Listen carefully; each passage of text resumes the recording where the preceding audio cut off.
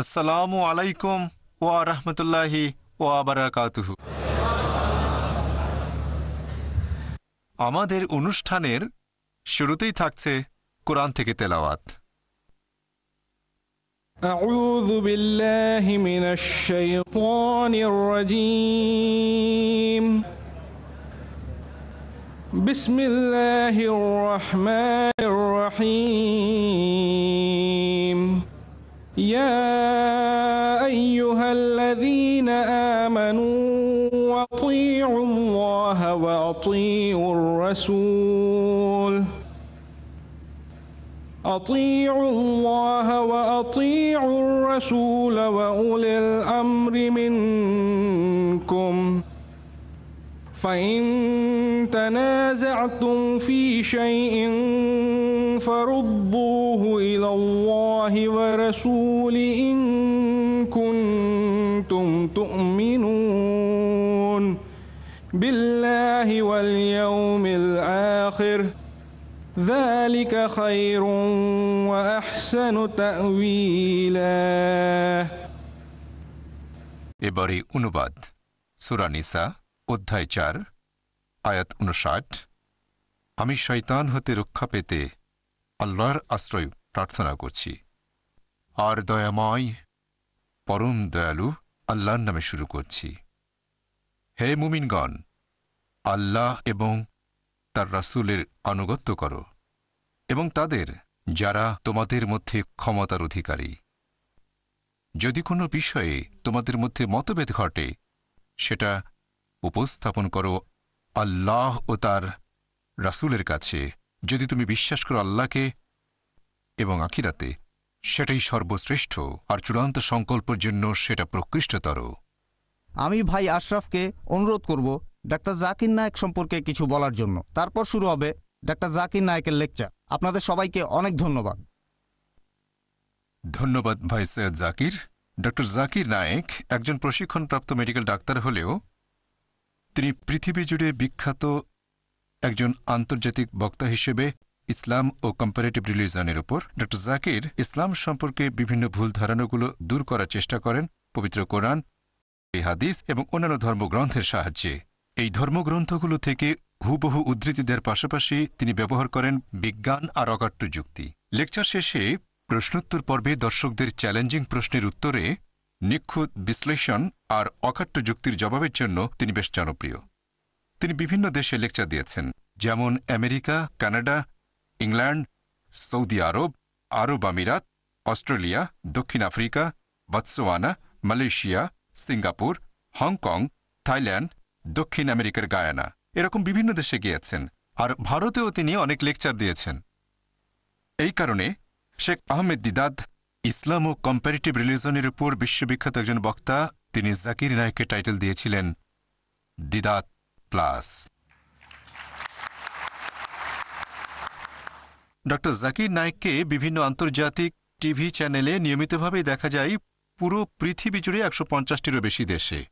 তার ১০০রও বেশি লেকচার, বিতর্ক, আলোচনা এবং সিম্পোজিয়াম ডিভিডি আকারে বাজারে পাওয়া যায়। তিনি ইসলাম ও কম্পারেটিভ রিলিজিয়নের উপর বেশ কয়েকটা বই লিখেছেন। তাহলে দর্শক শ্রোতা, ডক্টর জাকির নায়েক আমাদের উদ্দেশ্যে এখন লেকচার দেবেন, যার টপিক শরিয়া, বারবারিক আর পারফেক্ট।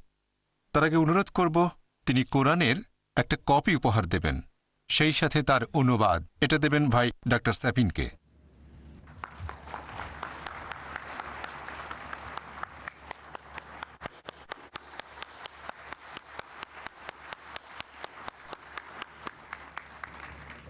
এখন লেকচার দিতে আসছেন ডক্টর জাকির নায়েক, যার টপিক শরিয়া, বারবারিক আর পারফেক্ট।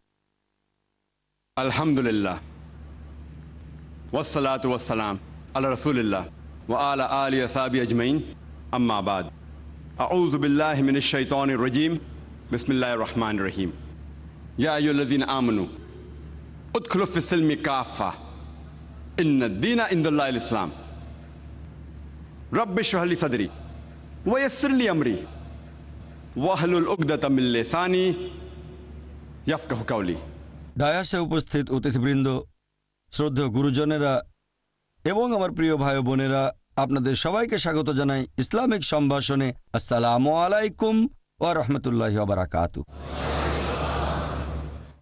আল্লাহ সুবহানাহু ওয়া তাআলার দয়া, শান্তি এবং রহমত আপনাদের সবার উপরে বর্ষিত হোক। আজকে আমাদের আলোচনার টপিক হচ্ছে শরিয়া বারবারিক অর পারফেক্ট।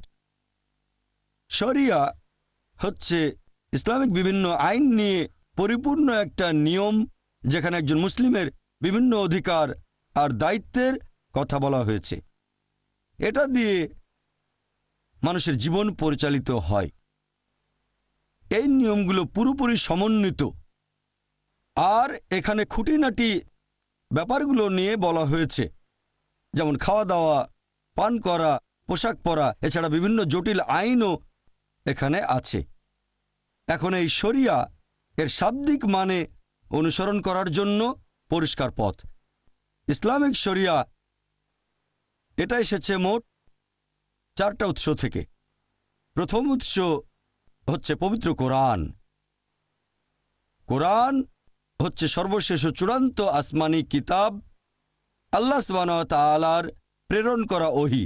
এটা নাজিল হয়েছিল সর্বশেষ ও চূড়ান্ত নবী মুহাম্মদ সাল্লাল্লাহু আলাইহি সাল্লামের উপর। পবিত্র কোরআন হচ্ছে আল্লাহ তাআলার বাণী, আল্লাহ সুবহানাহু ওয়া তাআলার ওহী। এছাড়াও পবিত্র কোরআনকে বলা হয় ফুরকান, যে মাপকাঠি দিয়ে সত্যকে মিথ্যা থেকে আলাদা করা হয়। পবিত্র কোরআন মানুষের জন্য আল্লাহ সুবহানাহু ওয়া তাআলা নাজিল করেছেন মুহাম্মদ সাল্লাল্লাহু আলাইহি সাল্লামের উপর ফেরেশতা জিবরাইলের মাধ্যমে 1400 বছর আগে, আর নাজিল হয়েছে আনুমানিক 23 বছর ধরে।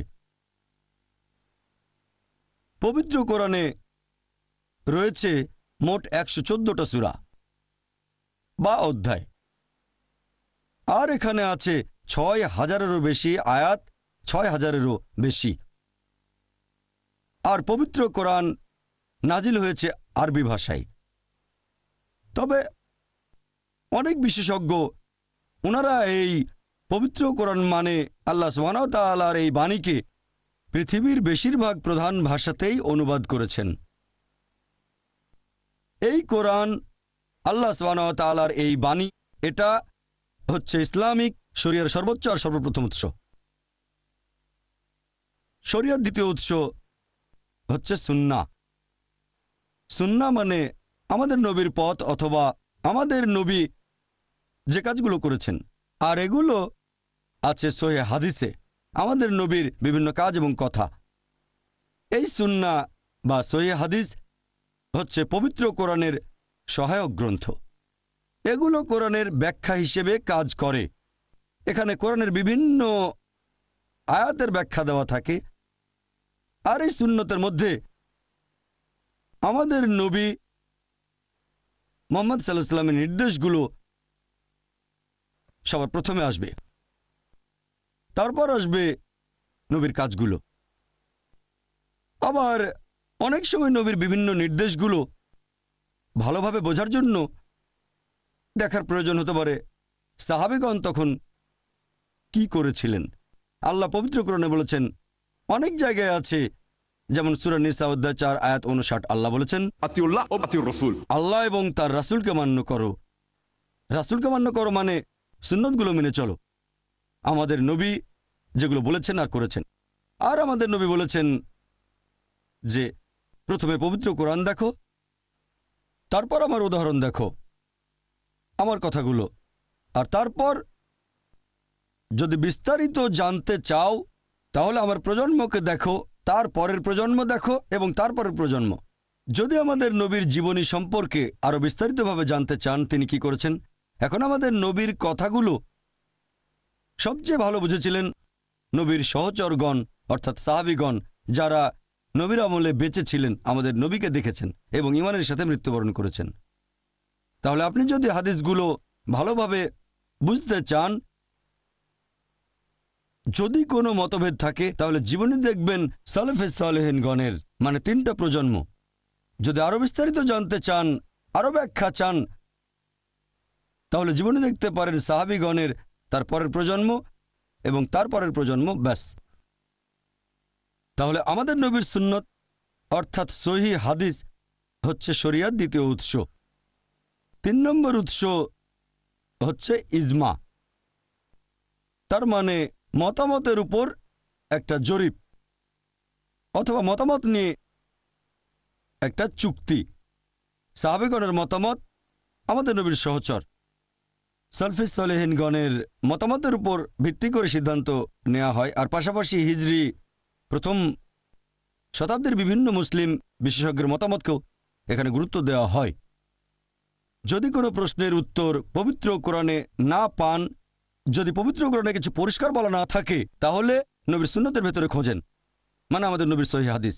যদি সেখানে খুঁজে না পান, তাহলে আপনি যাবেন তৃতীয় উৎসে, আর সেটা হচ্ছে ইজমা, মতামতের ভিত্তিতে সিদ্ধান্ত নেয়া। এটা তৃতীয় উৎস। আর চতুর্থ উৎস হচ্ছে কিয়াস। কিয়াস মানে সাধারণত যুক্তির মাধ্যমে কোনো ব্যাপারে একটা সিদ্ধান্ত নেয়া। যদি আপনি এ ব্যাপারে সরাসরি কিছু না পান পবিত্র কোরআনে অথবা আমাদের নবীর হাদিসে অথবা কোনো ইজমাই, তাহলে আপনি সাধারণ যুক্তি ব্যবহার করে কোনো একটা সমস্যার সমাধান করতে কোরআনের অন্যান্য আয়াতের ভিত্তিতে অথবা নবীর হাদিসের ভিত্তিতে বা ইজমার ভিত্তিতে লজিক ব্যবহার করবেন। যদি বিশেষ একটা ব্যাপারে সরাসরি কিছু বলা না থাকে, তাহলে আপনি দেখবেন পবিত্র কোরআনের অন্যান্য আয়াতগুলো, নবীর সুন্নত আর ইজমা, এভাবে যুক্তি ব্যবহার করে একটা গ্রহণযোগ্য সমাধানের চেষ্টা করবেন। তবে এটা শুধুমাত্র ইজমার পরে ব্যবহার করা যাবে। এটা ব্যবহার করা যায় একটা ইসলামিক দেশে যেখানে সঠিক ইসলামিক শরিয়া মানা হয়। প্রধানত শরিয়ার উৎস এই 4টা। 1 নম্বর আর সবচেয়ে বেশি গুরুত্বপূর্ণ হচ্ছে পবিত্র কোরআন, আল্লাহ সুবহানাহু ওয়া তাআলার বাণী। 2 নম্বর আমাদের নবীর সুন্নত অর্থাৎ সহিহ হাদিস। 3 নম্বর হচ্ছে ইজমা, আর 4 নম্বর হলো কিয়াস। ইসলামিক শরিয়া হলো একটা পরিপূর্ণ আচরণবিধি। এটা মানুষকে দেয় একটা পরিপূর্ণ জীবন ব্যবস্থা, আমরা কিভাবে জীবন কাটাবো। তবে দুর্ভাগ্যজনকভাবে আমরা দেখি যে মিডিয়া, পাশাপাশি ইসলামের অনেক সমালোচক বলে যে ইসলামিক শরিয়া আসলে বর্বরচিত। আর শরিয়ার বিরুদ্ধে তাদের যে অভিযোগ, তার মধ্যে আপনারা দেখবেন বেশিরভাগই দুটো বিষয়কে কেন্দ্র করে। একটা হচ্ছে ইসলামে বিভিন্ন শাস্তি, হয়তো তারা পোস্টার লিখে নয়তো বইয়ের প্রচ্ছদ বানাবে, একজন লোককে হয়তো খালি গায়ে করে চাবুক মারা হচ্ছে। আর দ্বিতীয় বিষয়টা হচ্ছে ইসলামে নারী, তাদের নাকি ছোট করা হয়, তারা দেখায় হিজাবের মধ্যে একজন মহিলা। এই দুটো বিষয় দিয়েই সাধারণ সমালোচকরা শরিয়াকে আক্রমণ করে আর বলে এটা বর্বরতা। এছাড়া আরও কিছু অভিযোগ। আজকে সময় কম, তাই শরিয়ার সবগুলো দিক নিয়ে আলোচনা করতে পারবো না। তাছাড়া সময়ের স্বল্পতার কারণে আমি মিডিয়া এবং ইসলামের সমালোচকদের করা সবগুলো অভিযোগের উত্তর দিতে পারবো না এখানে।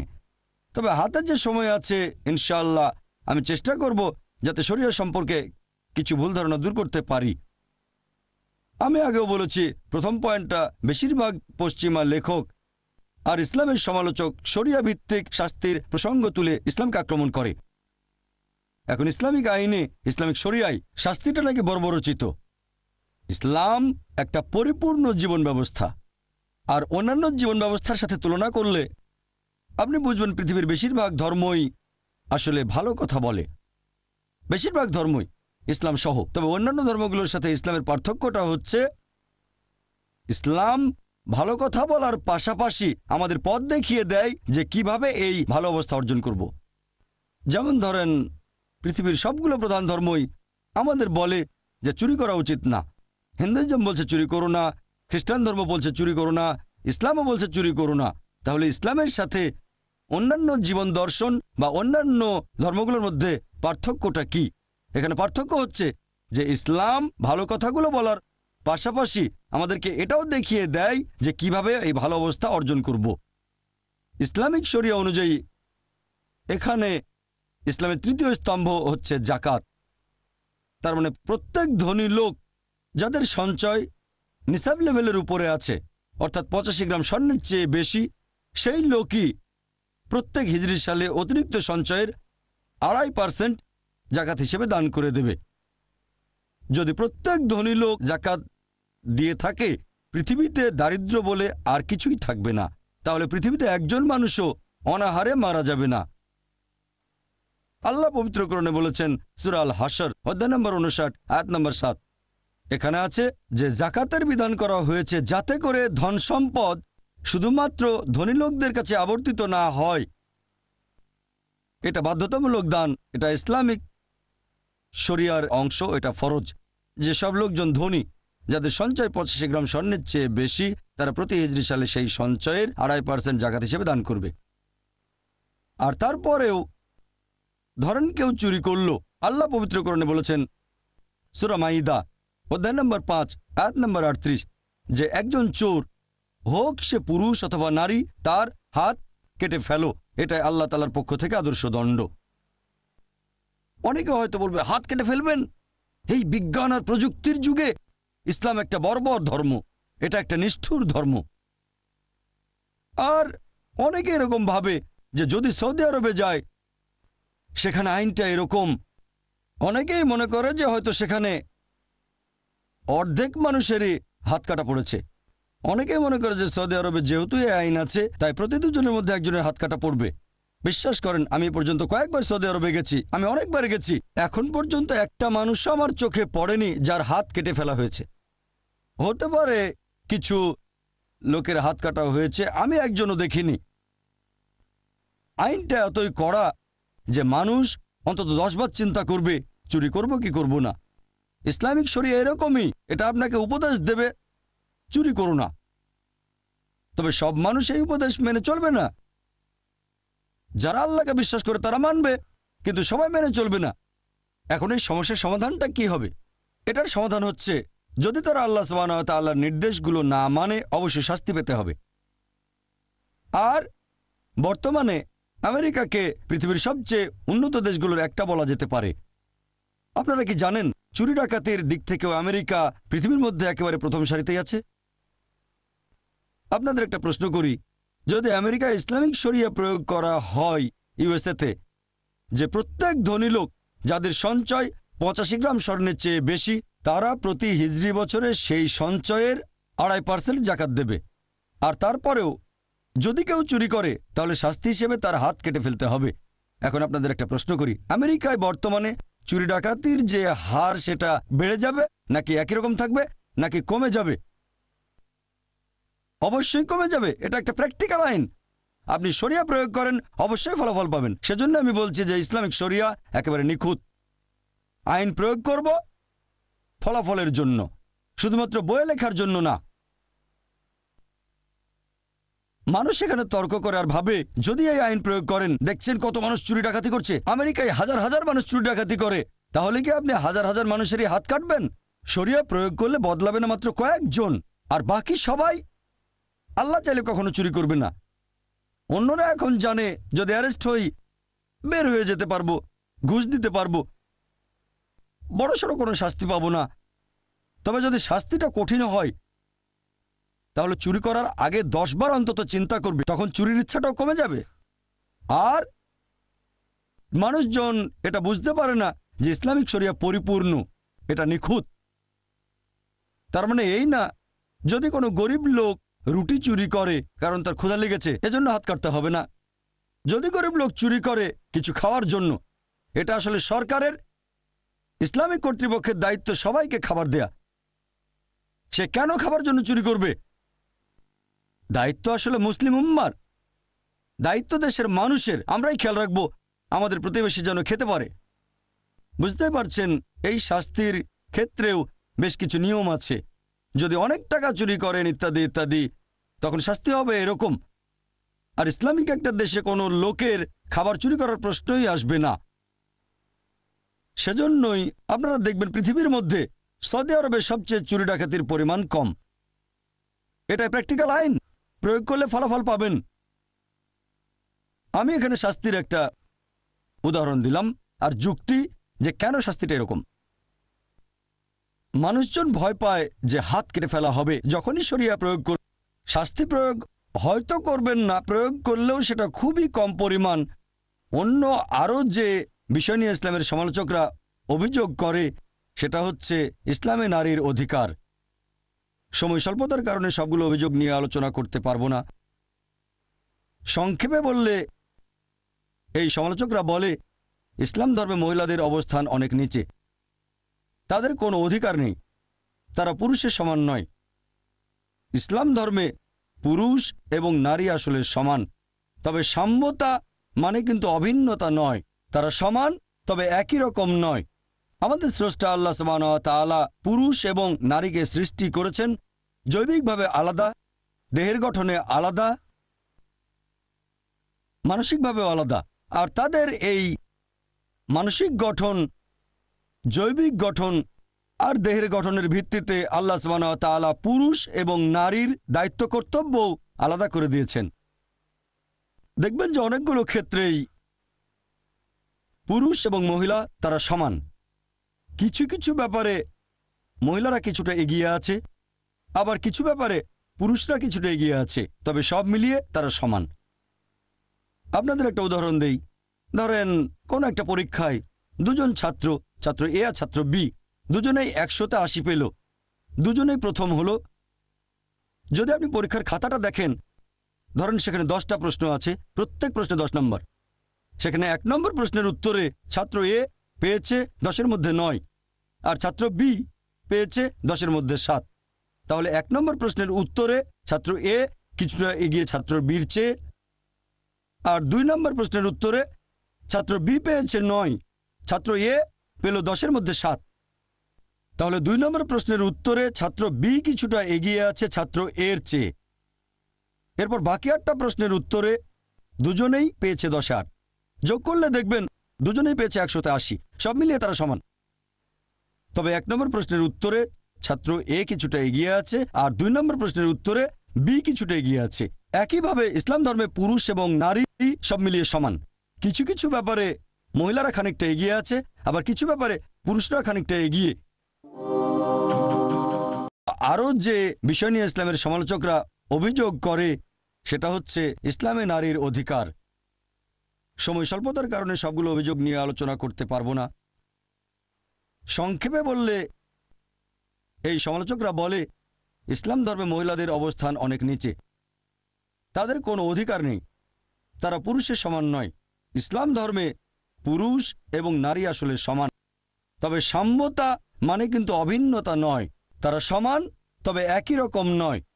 আমাদের স্রষ্টা আল্লাহ সুবহানাহু ওয়া তাআলা পুরুষ এবং নারীকে সৃষ্টি করেছেন জৈবিকভাবে আলাদা, দেহের গঠনে আলাদা, মানসিকভাবে আলাদা। আর তাদের এই মানসিক গঠন, জৈবিক গঠন আর দেহের গঠনের ভিত্তিতে আল্লাহ সুবহানাহু ওয়া তাআলা পুরুষ এবং নারীর দায়িত্ব কর্তব্যও আলাদা করে দিয়েছেন। দেখবেন যে অনেকগুলো ক্ষেত্রেই পুরুষ এবং মহিলা তারা সমান। কিছু কিছু ব্যাপারে মহিলারা কিছুটা এগিয়ে আছে, আবার কিছু ব্যাপারে পুরুষরা কিছুটা এগিয়ে আছে, তবে সব মিলিয়ে তারা সমান। আপনাদের একটা উদাহরণ দেই। ধরেন কোন একটা পরীক্ষায় দুজন ছাত্র এ আর ছাত্র বি দুজনেই 100তে 80 পেল, দুজনেই প্রথম হলো। যদি আপনি পরীক্ষার খাতাটা দেখেন, ধরেন সেখানে 10টা প্রশ্ন আছে, প্রত্যেক প্রশ্নে 10 নম্বর। সেখানে 1 নম্বর প্রশ্নের উত্তরে ছাত্র এ পেয়েছে 10-এর মধ্যে 9, আর ছাত্র বি পেয়েছে 10-এর মধ্যে 7। তাহলে 1 নম্বর প্রশ্নের উত্তরে ছাত্র এ কিছুটা এগিয়ে ছাত্র বির চেয়ে, আর 2 নম্বর প্রশ্নের উত্তরে ছাত্র বি পেয়েছে 9, ছাত্র এ পেল 10-এর মধ্যে 7। তাহলে 2 নম্বর প্রশ্নের উত্তরে ছাত্র বি কিছুটা এগিয়ে আছে ছাত্র এর চেয়ে। এরপর বাকি 8টা প্রশ্নের উত্তরে দুজনেই পেয়েছে 10-8। যোগ করলে দেখবেন দুজনেই পেয়েছে 100তে 80, সব মিলিয়ে তারা সমান। তবে 1 নম্বর প্রশ্নের উত্তরে ছাত্র এ কিছুটা এগিয়ে আছে, আর 2 নম্বর প্রশ্নের উত্তরে বি কিছুটা এগিয়ে আছে। একইভাবে ইসলাম ধর্মে পুরুষ এবং নারী সব মিলিয়ে সমান। কিছু কিছু ব্যাপারে মহিলারা খানিকটা এগিয়ে আছে, আবার কিছু ব্যাপারে পুরুষরা খানিকটা এগিয়ে। যেমন ধরেন এটা আছে সহিহ বুখারীতে, খণ্ড নম্বর 8, বুক অফ আদাব, অধ্যায় নম্বর 2, হাদিস নম্বর 2। একবার এক লোক নবীর কাছে এসে জিজ্ঞেস করলো যে এই পৃথিবীতে কাকে সবচেয়ে বেশি ভালোবাসা সাহচর্য দেব? নবী বললেন তোমার মাকে। লোকটা জিজ্ঞেস করলো এরপর কাকে দেব? নবী আবার বললেন তোমার মাকে। লোকটা আবার জিজ্ঞেস করলো এরপর কাকে দেব? নবী আবারও উত্তরে বললেন তোমার মাকে। লোকটা জিজ্ঞেস করলো এরপর কাকে দেব? নবী তখন উত্তরে বললেন তোমার বাবাকে। তার মানে ভালোবাসা আর সাহচর্যের 4 ভাগের 3 ভাগ সন্তানের ভালোবাসা সেটা পাচ্ছেন মা, আর বাবা তিনি পাচ্ছেন 4 ভাগের 1 ভাগ। এক কথায় মা পাচ্ছেন গোল্ড মেডেল, পাচ্ছেন সিলভার মেডেল, এছাড়াও পাচ্ছেন ব্রোঞ্জ মেডেল, আর বাবাকে শুধু সান্ত্বনা পুরস্কার নিয়ে সন্তুষ্ট থাকতে হচ্ছে। তাহলে ভালোবাসা আর সাহচর্যের ব্যাপারে দেখবেন মহিলারা এখানে এগিয়ে আছে। কেন? বুঝতে পারছেন, কারণ এই মা আমাদের 9 মাস গর্ভে ধারণ করেছেন, আর নবী বলেছেন সেই 9 মাসের কষ্ট সহ্য করার বিনিময়ে যদি পাহাড় সমান স্বর্ণ দাও সেই ঋণ তোমরা শোধ করতে পারবে না। তাহলে সেই কারণেই সন্তানের ভালোবাসা আর সাহচর্যের কথা বললে মা অনেক বেশি এগিয়ে আছেন। আপনাদের আরেকটা উদাহরণ দেই। ধরেন একটা চোর আমার ঘরের ভেতরে ঢুকলো, তখন বলবো না যে আমি নারী স্বাধীনতায় বিশ্বাস করি, এ কথা বলে স্ত্রীকে চোরের সাথে লড়তে বলবো না, আমি লড়বো। আল্লাহ পবিত্র কোরআনে বলেছেন সূরা নিসা অধ্যায় নম্বর 4 আয়াত নম্বর 34 যে আল্লাহ সুবহানাহু ওয়া তাআলা পুরুষদের বেশি করে শারীরিক শক্তি দিয়েছেন। তাহলে যেহেতু আল্লাহ সুবহানাহু ওয়া তাআলা পুরুষদের শারীরিক শক্তি বেশি দিয়েছেন, তাই পুরুষদের দায়িত্ব মহিলাদের সাহায্য আর রক্ষা করা। তাহলে শারীরিক শক্তিতে পুরুষরা কিছুটা এগিয়ে। এছাড়া আরো অনেক ক্ষেত্রেই পুরুষ আর মহিলা সমান। আমি এখানে সংক্ষেপে ইসলামের সমালোচকদের অভিযোগের উত্তর দিলাম যে নারীর অধিকারের বিষয়ে ইসলামের আইন মোটেও বর্বরচিত নয়। আরো বিস্তারিত জানতে আমার ভিডিও ক্যাসেট দেখতে পারেন women's right in Islam, মডার্নাইজিং or outdated. একথা আগেও বলেছি যে বেশিরভাগ ধর্মই সাধারণত ভালো কথা বলে থাকে, তবে ইসলাম ভালো কথা বলার পাশাপাশি আমাদের দেখিয়ে দেয় যে কিভাবে ভালোটা অর্জন করব। আজকে অনেকে আপত্তি জানায় বিভিন্ন রকমের মতামত যে আইনটা কেমন হওয়া উচিত। এরকম একটা কমন অভিযোগ হচ্ছে ইসলামে মহিলাদের অবস্থান বেশ নিচে। এর কারণটা ইসলামিক হিজাব। তারা বলে যে ইসলামিক হিজাব মোটেও শালীনতা প্রকাশ করে না, শালীনতার জন্য না, হিজাব করা হয় মহিলাদের নিচে রাখার জন্য। আপনারা যদি বর্তমানের আশেপাশে একটু ভালো করে দেখেন যে শালীনতার সংজ্ঞা এক এক মানুষের কাছে এক এক রকম হতে পারে, পরিবেশের উপর ভিত্তি করে আর সমাজের উপর। যেমন ধরেন মুসলিম আরব দেশগুলোতে কোনো মহিলার দিকে তাকানো, একজন মহিলাকে দেখা, এটাকে বলা হয় অশালীনতা। আমাদের দেশ ভারতে মহিলাদের দিকে তাকাতে পারেন, কথা বলতে পারেন, কিন্তু স্পর্শ করলে সেটা অশালীনতা। সেজন্য অভিবাদন জানানোর সময় ভারতে হাত জোড় করে। ভারতের পরিবেশে কোনো মহিলাকে স্পর্শ না করলে বলা হবে শালীনতা। আবার পশ্চিমা দেশগুলোতে হ্যান্ডশেক করা, পুরুষ আর মহিলা হ্যান্ডশেক করছে, এটাই ভদ্রতা। হ্যান্ডশেক করা, কথা বলা বা দেখতেও পারেন, কোনো সমস্যা নেই। সত্যি বলতে যদি কোনো মহিলা হাত বাড়িয়ে দেয় অথবা কোনো পুরুষ হাত বাড়িয়ে দেয় আর অন্যজন হ্যান্ডশেক না করে, তাহলে ধরে নেওয়া হবে যে সে অশিক্ষিত অথবা ভদ্রতা জানে না। তাহলে পশ্চিমে হ্যান্ডশেক করাই হচ্ছে শালীনতা। আবার কিছু পশ্চিমা দেশে মহিলাদের চুমুও দিতে পারবেন, সেখানে সবার সামনে চুমু দিতে পারবেন, গালে ঠোঁটে, কোনো সমস্যা নেই, এটাই শালীনতা। আবার কিছু পশ্চিমা দেশে যা খুশি তাই করতে পারবেন। একটা ছেলে আর একটা মেয়ে তাদের পারস্পরিক সম্মতিতে করতে পারবে যা খুশি তাই, সেটাকেই বলা হবে শালীনতা। শালীনতার সংজ্ঞা এক এক জায়গায় এক এক রকম। এখন আমরা কিভাবে যাচাই করব কোনটা সবচেয়ে ভালো আর কোনটা শালীনতা? যেমন ধরেন আপনি আমেরিকায় গেলেন বা পশ্চিমা কোনো দেশে, সেখানে কোনো একটা যুবতী হয়তো পরেছে মিনি স্কার্ট বা শর্টস, সেখানে এটাই শালীনতা। সেই মহিলা যদি ভারতে আসে অথবা ভারতে কোনো মেয়ে যদি, যেমন ধরেন মাদ্রাজে মিনি স্কার্ট বা শর্টস পরলো, তাকে তখন বলা হবে অশালীন। ঠিক না ভুল? হ্যাঁ কি না? আমি কয়েক বছর আগে আমেরিকায় গিয়েছিলাম। একজন আমেরিকান আমাকে বলল যে ভারতীয় মহিলারা খুবই অভদ্র, অশালীন। আমি তো অবাক যে ভারতীয় মহিলারা অশালীন কিভাবে হয়। সে তখন বলল যে ভারতীয় মহিলারা পোশাক পরে শাড়ি আর বের করে রাখে পেট। তাহলে আমেরিকানদের কাছে পেট বের করে রাখাটা অশালীনতা। আমি ভাবলাম লোকটার কথার পেছনে ভালো যুক্তি আছে। তার কাছে শালীনতা মানে আমাদের পেট ঢাকতে হবে। এখন আমরা ভারতীয়রা মনে করি যে শালীনতা বজায় রাখি, কিন্তু পশ্চিমাদের কাছে পেট বের করে রাখাটা অশালীনতা। তাহলে কে ঠিক করবে যে কোনটা শালীনতা কোনটা অশালীনতা? সবচেয়ে ভালো যিনি বলতে পারবেন তিনি আমাদের স্রষ্টা আল্লাহ সুবহানাহু ওয়া তাআলা, সর্বশক্তিমান ঈশ্বর। আসুন এবার দেখি যে ইসলামিক শরিয়াতে কি বলা হয়েছে, কোরআন এবং হাদিস শালীনতা সম্পর্কে কি বলছে। আর অনেকে অভিযোগ করে যে ইসলাম হিজাবের মাধ্যমে মহিলাদের নিচু করে রাখে। তাদের উদ্দেশ্যে বলবো, আপনারা যদি ইতিহাস দেখেন, ব্যাবিলনের সভ্যতার সময় তারা মহিলাদের সাথে খুব খারাপ ব্যবহার করত। একজন লোক কাউকে খুন করলে সেই লোককে শাস্তি না দিয়ে তার স্ত্রীকে মৃত্যুদণ্ড দেওয়া হতো। আর গ্রিক সভ্যতায় তাদের পৌরাণিক কাহিনীতে একটা কাল্পনিক মহিলা চরিত্র প্যান্ডোরা, যে পৃথিবীর সব দুর্ভোগ আর দুর্দশার কারণ। প্রথম দিকে তারা পবিত্রতা বিশ্বাস করত, কিন্তু পরবর্তীতে খ্যাতিলোভের কারণে পতিতাবৃত্তি বেড়ে গিয়েছিল। তারপর রোমান সভ্যতায় নগ্নতা ছিল কমন, পতিতাবৃত্তি, অবাধ যৌনাচার ছিল কমন। মিশরীয় সভ্যতা দেখেন, সেখানে মহিলাদের বলা হতো শয়তানের চিহ্ন। আর পবিত্র কোরআন নাজিল হওয়ার আগে আরব সভ্যতায় যদি কোনো কন্যা সন্তান জন্মাতো তাকে মেরে ফেলা হতো, জীবন্ত কবর দেওয়া হতো। ইসলাম হলো প্রথম ধর্ম, আর মুহাম্মদ সাল্লাল্লাহু আলাইহি সাল্লাম প্রধান উদ্যোক্তা, যিনি মহিলাদের উপরে তুলেছেন। আর ইসলাম ধর্ম মহিলাদের অধিকার দেওয়ার পরে তাদের এই পথটাও দেখিয়ে দিচ্ছে যে কিভাবে স্বাধীনতা বজায় রাখতে হবে, কিভাবে অধিকার বজায় রাখতে হবে, অবস্থান বজায় রাখতে হবে। আর এই কারণে হিজাবের ব্যবস্থা করা হয়েছে।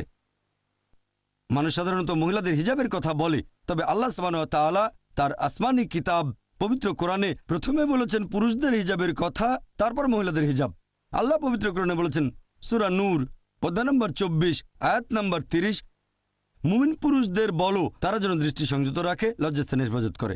যখন একজন পুরুষ কোনো মহিলাকে দেখবে, তখন মাথায় কোনো খারাপ চিন্তা আসলে সে দৃষ্টি নিচু করবে, মনে কোনো নির্লজ্জ চিন্তা আসলে দৃষ্টি নিচু করবে। একবার একজন মুসলিম অনেক সময় ধরে একটা মেয়েকে দেখছিল।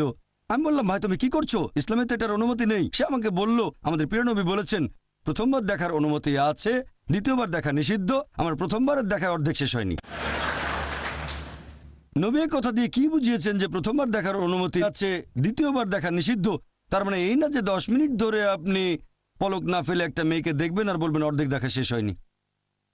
এর মানে যদি অনিচ্ছাকৃতভাবে কোনো মহিলাকে আপনি দেখে ফেলেন, ইচ্ছাকৃতভাবে তাকে আরেকবার দেখবেন না, সৌন্দর্য উপভোগ করবেন না। পরের আয়াতটা বলছে মহিলাদের হিজাবের কথা। আল্লাহ পবিত্র কোরআনে বলেছেন সূরা নূর অধ্যায় নম্বর 24 আয়াত নম্বর 31, মুমিন নারীদেরকে বলো যেন দৃষ্টি সংযত রাখে, লজ্জাস্থানের হেফাজত করে। আর যা প্রকাশ থাকে সেটা বাদে যেন সৌন্দর্য প্রকাশ না করে, যেন কাপড় দিয়ে গ্রীবা আর বক্ষদেশ আবৃত করে। সৌন্দর্য প্রকাশ করবে না শুধু এই লোকগুলো ছাড়া, তার স্বামী, তার ছেলে, তার বাবা, এরকম বেশ কিছু মাহরাম যাদের সে বিয়ে করতে পারবে না, তাদের একটা লিস্ট আছে। এই হিজাব পালনের শর্ত আছে মোট 6টা। এগুলো বলা আছে পবিত্র কোরআন এবং সহিহ হাদিসে। প্রথমটা হচ্ছে হিজাবের সীমা, পুরুষদের জন্য নাভি থেকে হাঁটু পর্যন্ত, মহিলাদের ক্ষেত্রে পুরো শরীর ঢাকা থাকবে, শুধু যে অংশটা দেখা যেতে পারে সেটা মুখমণ্ডল আর কবজি পর্যন্ত হাত। তবে অনেক বিশেষজ্ঞ বলেন এগুলো ঢেকে রাখতে হবে। হিজাবের বাকি 5টা শর্ত পুরুষ এবং মহিলাদের একই।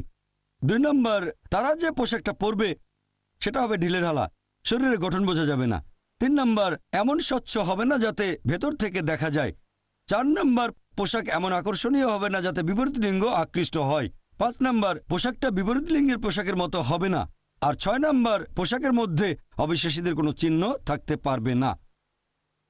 এই হলো হিজাব পালনের 6টা শর্ত। আর আল্লাহ পবিত্র কোরআনে বলেছেন সূরা আহজাব অধ্যায় নম্বর 33 আয়াত নম্বর 59 যে হে নবী, তোমার স্ত্রীগণকে বলো, তোমার কন্যাদের এবং মুমিন নারীদের, তারা যখন বাইরে যাবে তখন যেন চাদর পরে। এতে করে তাদের সহজে চেনা যাবে আর এতে করে তাদের উত্ত্যক্ত করা হবে না।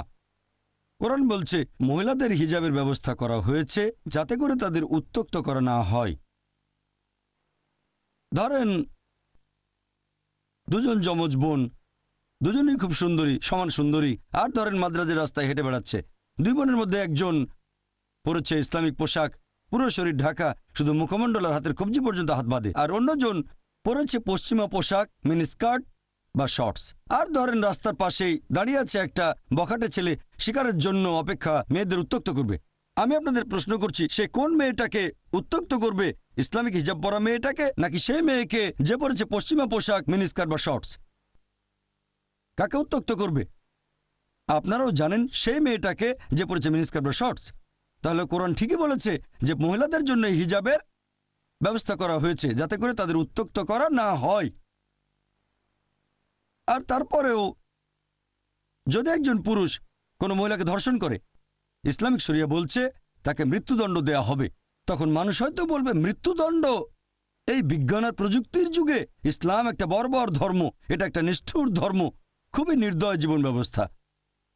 তখন আমি একটা প্রশ্ন করি, আর এই প্রশ্নটা এই পর্যন্ত অনেক অমুসলিমকে আমি করেছি, যে ধরেন আল্লাহ না করুক কেউ আপনার মাকে ধর্ষণ করলো, আর আপনি সেখানে বিচারক, সেই ধর্ষককে আপনার সামনে নিয়ে আসা হলো, তখন তাকে কি শাস্তি দেবেন? বিশ্বাস করেন 100% অমুসলিম উত্তরে বলেছে আমি তাকে মৃত্যুদণ্ড দেব। তাহলে কেন এই দুমুখ নীতি? কেউ আপনার মাকে ধর্ষণ করলে তাকে দেবেন মৃত্যুদণ্ড, আর অন্য কাউকে ধর্ষণ করলে আপনি বলবেন যে ইসলাম একটা বর্বর ধর্ম। কেউ আপনার মাকে ধর্ষণ করলে তাকে দেবেন মৃত্যুদণ্ড, আর অন্য কারো মা ধর্ষিত হলে তখন আপনিই বলবেন যে মৃত্যুদণ্ড আসলে একটা বর্বরতা। কেন এই দুমুখ নীতি? মাত্র একজন লোক একটু অন্যরকম বলেছিল, স্মার্ট একজন আমেরিকান। প্রশ্নোত্তর পর্বে লোকটা আমার সাথে কথা বলেছিল। সে বলেছিল যে ভাই জাকির, কেউ আমার মাকে ধর্ষণ করলে আমি তাকে মৃত্যুদণ্ড দেব না, আমি তাকে 5 বছরের জন্য কারাদণ্ড দেব, একেবারে সশ্রম কারাদণ্ড। ভালো, আপনি কি জানেন যে আমেরিকার পরিসংখ্যান অনুযায়ী যেসব লোক ধর্ষণের দায়ে শাস্তি ভোগ করে, জেল থেকে বের হয়েই এর মধ্যে 95%-এর বেশি লোক আবার ধর্ষণ করে? যদি চান আপনার মা আবার ধর্ষিত হবে সেটা আপনার ব্যাপার, মুসলিমরা চায় না আমাদের মা আবার ধর্ষিত হোক। সে বলল এরকম হলে তাকে প্রথমবারই মৃত্যুদণ্ড দেব। আর আপনারা দেখবেন যে আমেরিকা পৃথিবীর সবচেয়ে উন্নত দেশগুলোর মধ্যে একটা। এটা কি জানেন যে এফবিআই এর একটা পরিসংখ্যান অনুযায়ী শুধুমাত্র 1990 সালে 1,02,555টা ধর্ষণের অভিযোগ রিপোর্ট করা হয়েছে। এক বছরে 1,02,555টা ধর্ষণের রিপোর্ট। আর এফবিআই বলছে মাত্র 16% ধর্ষণের ঘটনা রিপোর্ট করা হয়। যদি জানতে চান আসলে কতজন ধর্ষিত হয়েছে, তাহলে 6.25 দিয়ে গুণ করেন, আপনারা দেখতে পাবেন যে 6,40,968টা ধর্ষণের ঘটনা ঘটেছে 1990 সালে শুধুমাত্র আমেরিকায়। যদি এই সংখ্যাটাকে 365 দিয়ে ভাগ করেন, তাহলে দেখবেন যে প্রতিদিন 1,756 জন ধর্ষিত হয়েছে আমেরিকায়। এফবিআই এর রিপোর্ট অনুযায়ী 1990 সালের প্রত্যেক দিন, প্রতিদিন 1,756 জন। আরও একটা রিপোর্ট তৈরি করেছে National Crime Victimization Survey Bureau, US Department of Justice. সেখানে বলা হয়েছে যে 1996 সালের প্রত্যেক দিন গড়পড়তায় 2,713টা ধর্ষণের ঘটনা ঘটেছে। 2,713, তার মানে প্রতি 32 সেকেন্ডে একটা ধর্ষণের ঘটনা ঘটেছে আমেরিকায় 1996 সালে। আমরা এই অডিটোরিয়ামে প্রায় 1.5 ঘন্টা পার করে ফেলেছি। অলরেডি এর মধ্যে আমেরিকায় কয়েকশো ধর্ষণের ঘটনা ঘটেছে যতক্ষণ আমরা এখানে আছি। আমি আপনাদের প্রশ্ন করি, যদি আমেরিকায় ইসলামিক শরিয়া প্রয়োগ করা হয়, যখন একজন পুরুষ কোনো মহিলাকে দেখবে, তার মাথায় কোনো খারাপ চিন্তা আসলে সে দৃষ্টি নিচু করবে। এছাড়াও মহিলারা ইসলামিক হিজাব পরবে, পুরো শরীর ঢাকা, শুধু মুখমণ্ডল আর হাতের কবজি বাঁধে। আর তারপরে একজন পুরুষ কোনো মহিলাকে ধর্ষণ করলে তাকে মৃত্যুদণ্ড দেয়া হবে। ধর্ষণের শাস্তি মৃত্যুদণ্ড। আমি আপনাদের প্রশ্ন করছি, এখন আমেরিকায় ধর্ষণের যে হার সেটা কি বেড়ে যাবে, একই রকম থাকবে, নাকি কমে যাবে? অবশ্যই কমে যাবে। এটা প্র্যাকটিক্যাল আইন। আপনি শরিয়া প্রয়োগ করলে নিশ্চয়ই ফল পাবেন। সেজন্য আমি বলি যে ইসলাম ভালো কথা বলার পাশাপাশি সব ধর্মে বলে উত্ত্যক্ত করা উচিত না, ধর্ষণ করা উচিত না। তবে ইসলাম দেখিয়ে দেয় এটা কিভাবে অর্জন করব, যেখানে মহিলাদের উত্ত্যক্ত বা ধর্ষণ করা হবে না। আর পৃথিবীর মধ্যে যে দেশে ধর্ষণের হার সবচেয়ে কম সেটা সৌদি আরব, সেখানে আইনই এরকম। সেজন্য আমি বলি যে ইসলামিক শরিয়া একটা পরিপূর্ণ আইন, এটাই সবচেয়ে প্র্যাকটিক্যাল আইন। এটা আমাদের দেখিয়ে দেয় কিভাবে অর্জন করব শান্তি। এই আইনটা তাদের কাছে বর্বর বলে মনে হবে যারা জানে না যে পৃথিবীতে এখন কোন মাত্রায় অপরাধ ঘটছে। আইন হলো একটা নিয়ম যেখানে আপনি ফল পাবেন, যেখানে আপনি শান্তি পাবেন। ইসলামের অনেক সমালোচক বলে যে ইসলামিক শরিয়া এটা একটা বর্বর আইন, এটা পুরুষদের একাধিক স্ত্রী রাখার অনুমতি দেয়। সত্যি বলতে আপনারা কোরআন পড়লে দেখবেন, কোরআন এটা হলো পৃথিবীর মধ্যে একমাত্র ধর্মগ্রন্থ যেটা বলছে মাত্র একটা বিয়ে করো।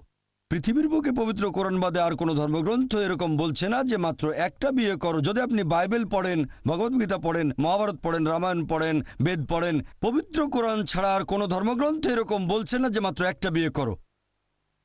হিন্দু ধর্মগ্রন্থ পড়লে দেখবেন, যেমন ধরেন রামায়ণ, সেখানে শ্রী রামচন্দ্রের বাবা নাম ছিল দশরথ, তার একাধিক স্ত্রী ছিল। এরপর যদি পড়েন বিষ্ণু সূত্র, সেখানে বলা হয়েছে 24 নম্বর অধ্যায় অনুচ্ছেদ 1, একজন ব্রাহ্মণের 4 জন স্ত্রী থাকতে পারে। আর মহাভারত পড়লে দেখবেন কৃষ্ণের কতজন স্ত্রী ছিল? 4, 10, 1000, 10,000, তার ছিল 16,108 জন স্ত্রী। কৃষ্ণের যদি 16,108 জন স্ত্রী থাকতে পারে, তাহলে আমাদের 4 জন থাকলে সমস্যা কি? এরপর যদি ইহুদি ধর্মগ্রন্থ পড়েন, যেমন ধরেন ওল্ড টেস্টামেন্ট, সুলাইমানের ছিল 700 জন স্ত্রী, বাইবেলে কথা বলছে। আর ওল্ড টেস্টামেন্টের কথা অনুযায়ী ইব্রাহিমের ছিল 3 জন স্ত্রী। ইহুদি ধর্ম অনুযায়ী পুরুষরা যত খুশি বিয়ে করতে পারে, তবে পরবর্তীতে 10ম আর 11শ শতাব্দীতে রাবাই গারশাম বেন জুদা একটা আইন পাশ করেন যে ইহুদিরা মাত্র একটা বিয়ে করবে। তবে এই 1950 সালের দিকেও দেখা যেত যে মুসলিম দেশগুলোতে যেসব ইহুদি থাকতো, তার মানে যারা সেফরাডিক, তারা একাধিক মহিলাকে বিয়ে করত। এরপর দেখেন খ্রিস্টান ধর্মগ্রন্থ বাইবেলে কোথাও বলা হয়নি মাত্র একটা বিয়ে করো। খ্রিস্টান পুরুষরা যত খুশি বিয়ে করতে পারে, তবে পরবর্তীতে চার্চ এ ব্যাপারে নিয়ম করে দেয় যে খ্রিস্টানরা মাত্র একটা বিয়ে করবে। এমনকি ভারতেও কোনো হিন্দু ধর্মগ্রন্থ বলছে না যে মাত্র একটা বিয়ে করো। পরবর্তীতে ভারত সরকারের আইন, ইন্ডিয়ান পেনাল কোড, একটা আইন পাশ করে 1954 সালে, Hindu marriage special act. Hindu marriage special act বলছে যে মাত্র একটা বিয়ে করবে হিন্দুরা। হিন্দু ধর্মগ্রন্থ পুরুষদের অনুমতি দিয়েছে যত খুশি বিয়ে করতে পারবে। খ্রিস্টান আর ইহুদি ধর্ম বলছে যত খুশি বিয়ে করতে পারেন, 4টা, 10টা, 100, 1000, 10,000, যত খুশি বিয়ে করতে পারেন। একবার একটা রিপোর্ট প্রকাশ করা হয়েছিল, সেখানে বলা হয়েছিল ইসলাম ধর্মে মহিলাদের অবস্থান। 1975 সালে প্রকাশিত সেই রিপোর্টের 66 ও 67 নম্বর পৃষ্ঠা বলা হয়েছে যে 10 বছর সময়ের মধ্যে 1951 থেকে 1961 সাল পর্যন্ত ভারতের মুসলিমদের মধ্যে 4.31% পুরুষ একাধিক বিয়ে করেছে, মানে তাদের একাধিক স্ত্রী আছে। আর হিন্দুদের মধ্যে এই পার্সেন্টেজ ছিল 5.06। তাহলে পরিসংখ্যান অনুযায়ী হিন্দুদের মধ্যে বহুবিবাহের হার মুসলিমদের তুলনায় বেশি। আসুন এবার দেখি পবিত্র কোরআন কি বলছে।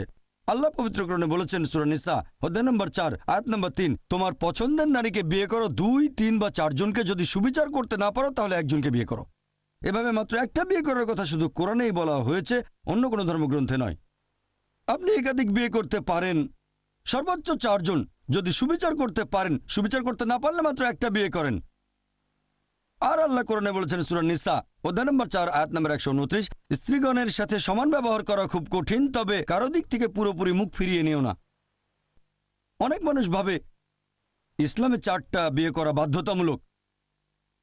আমার কয়েকজন বন্ধু আছে বোম্বেতে, যখন মেডিকেল কলেজে পড়তাম, এক বন্ধু আমাকে বলল মুসলিমদের 80%-এর বেশি লোকের 4 জন স্ত্রী। বললাম এটা কোথায় পেলে? আমি জানি। তখন বললাম তোমাকে চ্যালেঞ্জ করছি, ভারতে এরকম 10 জন লোক দেখাও যাদের 4 জন স্ত্রী, আমি তোমাকে 1 লক্ষ টাকা দেব। মাত্র 10 জন। এখন পর্যন্ত আমি কোনো ভারতীয় মুসলিম পুরুষকে দেখিনি যার 4 জন স্ত্রী। আমি জানি অনেক লোক আছে ভারতের বাইরে, যেমন আরব দেশগুলোতে, অনেকেরই 4 জন স্ত্রী। তবে ভারতীয় মুসলিমদের একটা ভুল ধারণা আছে যে প্রত্যেক মুসলিম 4টা বিয়ে করে। সত্যি বলতে 4টা বিয়ে করা ইসলামে ফরজ না, এটা বাধ্যতামূলক না, এটা হচ্ছে মুবাহ, মানে ঐচ্ছিক। একাধিক বিয়ে করতে চাইলে করতে পারেন, তবে বিয়ে করলে স্ত্রীদের সাথে সুবিচার করতে হবে। আসুন এবারে দেখি যে কোন যুক্তিতে আল্লাহ সুবহানাহু ওয়া তাআলা পুরুষদের অনুমতি দিয়েছেন যে তারা 4টা বিয়ে করতে পারবে। প্রাকৃতিকভাবে পুরুষ এবং মহিলা সমান অনুপাতে জন্মায়, তবে একেবারে ছোটবেলায় দেখা যায়, কোনো শিশু বিশেষজ্ঞকে জিজ্ঞেস করলেই জানবেন, মেয়ে শিশুরা ছেলেদের চেয়ে ভালো করে রোগ জীবাণুর বিরুদ্ধে যুদ্ধ করতে পারে। তাই একেবারে ছোটবেলাতেই ছেলে শিশুরা মেয়েদের তুলনায় একটু বেশি হারে মারা যায়, তাহলে শিশু অবস্থাতে দেখা যায় ছেলেদের চেয়ে মেয়েদের সংখ্যা বেশি। তারপর সময় পার হয়, মানুষজন মারা যায় ধূমপানের কারণে, মদ পান করে, গাড়ি অ্যাক্সিডেন্টে, যুদ্ধের সময় এখানে পুরুষরা মহিলাদের তুলনায় একটু বেশি মারা যায়। এখনকার পৃথিবীতে দেখবেন যে পুরুষের তুলনায় মহিলাদের সংখ্যা অনেক বেশি। একবার একটা রিপোর্ট প্রকাশ করা হয়েছিল, সেখানে বলা হয়েছিল ইসলাম ধর্মে মহিলাদের অবস্থান 1975 সালে প্রকাশিত। সেই রিপোর্টের 66 ও 67 নম্বর পৃষ্ঠায় বলা হয়েছে যে 10 বছর সময়ের মধ্যে 1951 থেকে 1961 সাল পর্যন্ত ভারতের মুসলিমদের মধ্যে 4.31% পুরুষ একাধিক বিয়ে করেছে, মানে তাদের একাধিক স্ত্রী আছে। আর হিন্দুদের মধ্যে এই পার্সেন্টেজ ছিল 5.06। তাহলে পরিসংখ্যান অনুযায়ী হিন্দুদের মধ্যে বহুবিবাহের হার মুসলিমদের তুলনায় বেশি। আসুন এবার দেখি পবিত্রকরণ কি বলছে। আল্লাহ পবিত্রকরণে বলেছেন সূরা নিসা অধ্যায় নম্বর 4 আয়াত নম্বর 3, তোমার পছন্দের নারীকে বিয়ে করো, 2, 3 বা 4 জনকে। যদি সুবিচার করতে না পারো তাহলে একজনকে বিয়ে করো। এভাবে মাত্র একটা বিয়ে করার কথা শুধু কোরআনেই বলা হয়েছে, অন্য কোনো ধর্মগ্রন্থে নয়। আপনি একাধিক বিয়ে করতে পারেন, সর্বোচ্চ 4 জন। যদি সুবিচার করতে পারেন, সুবিচার করতে না পারলে মাত্র একটা বিয়ে করেন। আর আল্লাহ কোরআনে বলেছেন সূরা নিসা অধ্যায় নম্বর 4 আয়াত নম্বর 129, স্ত্রীগণের সাথে সমান ব্যবহার করা খুব কঠিন, তবে কারো দিক থেকে পুরোপুরি মুখ ফিরিয়ে নিও না। অনেক মানুষ ভাবে ইসলামে 4টা বিয়ে করা বাধ্যতামূলক। আমার কয়েকজন বন্ধু আছে বোম্বেতে, যখন মেডিকেল কলেজে পড়তাম, এক বন্ধু আমাকে বলল মুসলিমদের 80%-এর বেশি লোকের 4 জন স্ত্রী। বললাম এটা কোথায় পেলে? আমি জানি। তখন বললাম তোমাকে চ্যালেঞ্জ করছি, ভারতে এরকম 10 জন লোক দেখাও যাদের 4 জন স্ত্রী, আমি তোমাকে 1 লক্ষ টাকা দেব। মাত্র 10 জন। এখন পর্যন্ত আমি কোনো ভারতীয় মুসলিম পুরুষকে দেখিনি যার 4 জন স্ত্রী। আমি জানি অনেক লোক আছে ভারতের বাইরে, যেমন আরব দেশগুলোতে, অনেকেরই 4 জন স্ত্রী। তবে ভারতীয় মুসলিমদের একটা ভুল ধারণা আছে যে প্রত্যেক মুসলিম 4টা বিয়ে করে। সত্যি বলতে 4টা বিয়ে করা ইসলামে ফরজ না, এটা বাধ্যতামূলক না, এটা হচ্ছে মুবাহ, মানে ঐচ্ছিক। একাধিক বিয়ে করতে চাইলে করতে পারেন, তবে বিয়ে করলে স্ত্রীদের সাথে সুবিচার করতে হবে। আসুন এবারে দেখি যে কোন যুক্তিতে আল্লাহ সুবহানাহু ওয়া তাআলা পুরুষদের অনুমতি দিয়েছেন যে তারা 4টা বিয়ে করতে পারবে। প্রাকৃতিকভাবে পুরুষ এবং মহিলা সমান অনুপাতে জন্মায়, তবে একেবারে ছোটবেলায় দেখা যায়, কোনো শিশু বিশেষজ্ঞকে জিজ্ঞেস করলেই জানবেন, মেয়ে শিশুরা ছেলেদের চেয়ে ভালো করে রোগ জীবাণুর বিরুদ্ধে যুদ্ধ করতে পারে। তাই একেবারে ছোটবেলাতেই ছেলে শিশুরা মেয়েদের তুলনায় একটু বেশি হারে মারা যায়। তাহলে শিশু অবস্থাতে দেখা যায় ছেলেদের চেয়ে মেয়েদের সংখ্যা বেশি। তারপর সময় পার হয়, মানুষজন মারা যায় ধূমপানের কারণে, মদ পান করে, গাড়ি অ্যাক্সিডেন্টে, যুদ্ধের সময় এখানে পুরুষরা মহিলাদের তুলনায় একটু বেশি মারা যায়। এখনকার পৃথিবীতে দেখবেন যে পুরুষের তুলনায় মহিলাদের সংখ্যা অনেক বেশি। তৃতীয় বিশ্বের কিছু দেশ অবশ্য ব্যতিক্রম, যেমন ভারত। আর যে কারণে ভারতে পুরুষের তুলনায় মহিলার সংখ্যা কম, তা হচ্ছে মেয়ে শিশু আর ভ্রূণ হত্যা। এরকম একটা পরিসংখ্যান হয়েছিল বিবিসিতে, অনুষ্ঠানের নাম অ্যাসাইনমেন্ট লেট হার ডাই। সেখানে ব্রিটিশ রিপোর্টার এমিলি বেকেনন বলেছেন যে প্রত্যেক দিন এই ভারতে 3000-এরও বেশি মহিলার গর্ভপাত ঘটানো হয় যখন জানতে পারে শিশুটা মেয়ে। তার মানে ভারতে প্রতি বছর 10 লক্ষ মহিলার গর্ভপাত ঘটানো হচ্ছে যখন জানতে পারছে যে শিশুটা মেয়ে। আর তামিলনাড়ুর সরকারি হাসপাতালের রিপোর্ট আমাদের বলছে যে 10 জন জীবিত কন্যা শিশুর মধ্যে 4 জনকে মেরে ফেলা হয়। যদি এই মেয়ে শিশু আর ভ্রূণ হত্যার অশুভ প্র্যাকটিসটা বন্ধ করেন, তাহলে এই ভারতেও মহিলাদের সংখ্যা একসময় পুরুষের চেয়ে বেশি হয়ে যাবে। বর্তমানে আপনারা দেখবেন যে শুধুমাত্র নিউ ইয়র্কে পুরুষের তুলনায় মহিলার সংখ্যা 10 লক্ষ বেশি, শুধুমাত্র আমেরিকাতে পুরুষের তুলনায় 78 লক্ষ মহিলা বেশি, শুধুমাত্র ইংল্যান্ডে পুরুষের তুলনায় 40 লক্ষ মহিলা বেশি, শুধুমাত্র জার্মানিতে 50 লক্ষ মহিলা পুরুষের তুলনায় বেশি, শুধুমাত্র রাশিয়ায় পুরুষের তুলনায় 90 লক্ষ মহিলা বেশি। আর এটা শুধু আমাদের স্রষ্টা আল্লাহ সুবহানাহু ওয়া তাআলা বলতে পারবেন যে পুরো পৃথিবীতে পুরুষের তুলনায় মহিলার সংখ্যা কত বেশি। যদি মেনেও নেই যে প্রত্যেক পুরুষের উচিত একজন মহিলাকে বিয়ে করা, আর ধরেন আমার বোন অথবা আপনার বোন সে আমেরিকায় বসবাস করে আর সবাই সেখানে বিয়ে করে ফেলেছে, প্রত্যেক পুরুষই একজন মহিলাকে বিয়ে করে ফেলেছে, তারপরে আমেরিকায় 78 লক্ষ মহিলা থেকে যাবে যারা কোনো জীবনসঙ্গী খুঁজে পাবে না। তাদের জন্য যে পথটা খোলা থাকবে, হয় এমন কোনো পুরুষকে বিয়ে করবে যার স্ত্রী আছে, নয়তো হবে জনগণের সম্পত্তি। লোকে বলতে পারে জনগণের সম্পত্তি, ডক্টর জাকির আপনি খুব কঠিন করে বলছেন। এটাই আমার জানা মতো সবচেয়ে ভদ্র ভাষা, এর চেয়ে ভালো শব্দ আমার জানা নেই। আর একজন ভদ্র মহিলা এরকম ক্ষেত্রে এমন কোনো পুরুষকেই বিয়ে করবে যার একজন স্ত্রী আছে, জনগণের সম্পত্তি সে হতে চাইবে না। আপনারা দেখবেন যে পশ্চিমা দেশগুলোতে রক্ষিতার ব্যাপারটা খুবই কমন। 2টো 10টা 20টা 30টা 40টা কোনো সমস্যা নেই, যত খুশি রক্ষিত রাখতে পারেন। আমেরিকার পরিসংখ্যান বলছে একজন বিয়ে করার আগে গড়পড়তায় সে 8 জনের সাথে যৌন সম্পর্ক তৈরি করতে পারে। আমেরিকানরা গড়ে কেউ 2টো, কেউ 5টা, কেউ 20টা, আবার কেউ 30টা। বিয়ের আগে 8 জনের সাথে যৌন সম্পর্ক হচ্ছে, এটা তারা হজম করতে পারে, কিন্তু একাধিক মহিলাকে বিয়ে করাটা তারা হজম করতে পারে না। তুলনা করলে দেখবেন কোনো মহিলা যখন রক্ষিতা তখন সে কোনো সম্মান পায় না, কোনো অধিকার পায় না। আর একজন মহিলা যদি কারো দ্বিতীয় স্ত্রীও হয়, আলহামদুলিল্লাহ, সে তখন অধিকার পায়, উপযুক্ত সম্মান পায়, নিরাপত্তা পায়। তাহলে আপনারা বুঝতে পারছেন যে কারণে ইসলাম ধর্ম অনুমতি দিয়েছে যে কিছু পুরুষ একাধিক মহিলাকে বিয়ে করতে পারে, সেটা হলো যাতে মহিলাদের শালীনতা বজায় থাকে, তাদের অসম্মান করার জন্য না। এছাড়াও আপনারা দেখবেন যে ইসলাম ধর্মে মহিলাদেরকে বলা হয় মহসেনা, অর্থাৎ শয়তানের বিরুদ্ধে দুর্গ। আর অন্যান্য ধর্মে মহিলাদেরকে বলা হয় শয়তানের প্রধান অস্ত্র। আমাদের প্রিয় নবী মুহাম্মদ সাল্লাল্লাহু আলাইহি ওয়াসাল্লাম বলেছেন, এটা আছে সহিহ বুখারীতে, খণ্ড নম্বর 7, বুক অব নিকাহ, অধ্যায় 3, হাদিস নম্বর 4, হে যুবক যুবতীরা, তোমাদের যাদের বিয়ে করার সামর্থ্য আছে তারা বিয়ে করে ফেলো। আর নবী বলেছেন ইসলাম ধর্মের সন্ন্যাসব্রত বলে কিছু নেই। আমাদের নবী আরো বলেছেন, কেউ বিয়ে করলে তার অর্ধেক দিন পূর্ণ হয়। একবার প্রশ্নোত্তর পর্বে একজন আমাকে বলেছিল, তার মানে কি এই যে 2টো বিয়ে করি তাহলে সম্পূর্ণ দিন পূরণ হবে? বিয়ে করলে অর্ধেক দিন পূর্ণ হয়, এটা দিয়ে নবী কি বুঝিয়েছেন? বিয়ে করলে দূরে থাকবে অবাধ যৌনাচার, ব্যভিচার থেকে, অশ্লীলতা, সমকামিতা থেকে। এগুলো সমাজে খারাপ জিনিসগুলোর অর্ধেক। শুধুমাত্র বিয়ে করলেই আপনি মা অথবা বাবা হওয়ার সুযোগ পাবেন, বিয়ে করলে স্বামী বা স্ত্রী হওয়ার সুযোগ পাবেন। এই দায়িত্বগুলো ইসলামে খুবই গুরুত্বপূর্ণ। তাহলে আপনি বিয়ে করলে 1টা অথবা 2টা, এখানে দিন পূর্ণ হবে অর্ধেক। আর নবী বলেছেন, যদি কেউ বিয়ে না করে সে আমার দলে না। বিয়ে বা নিকাহ সম্পর্কে কোরআন বলছে, সূরা নিসা অধ্যায় নম্বর 4, আয়াত নম্বর 21, এটা মিসাক বা পবিত্র চুক্তিনামা। আর একটা বিয়ে বৈধ হতে গেলে সেখানে হবু স্বামী এবং স্ত্রী দুজনের সম্মতি গুরুত্বপূর্ণ। পুরুষ এবং মহিলা সমান গুরুত্বপূর্ণ।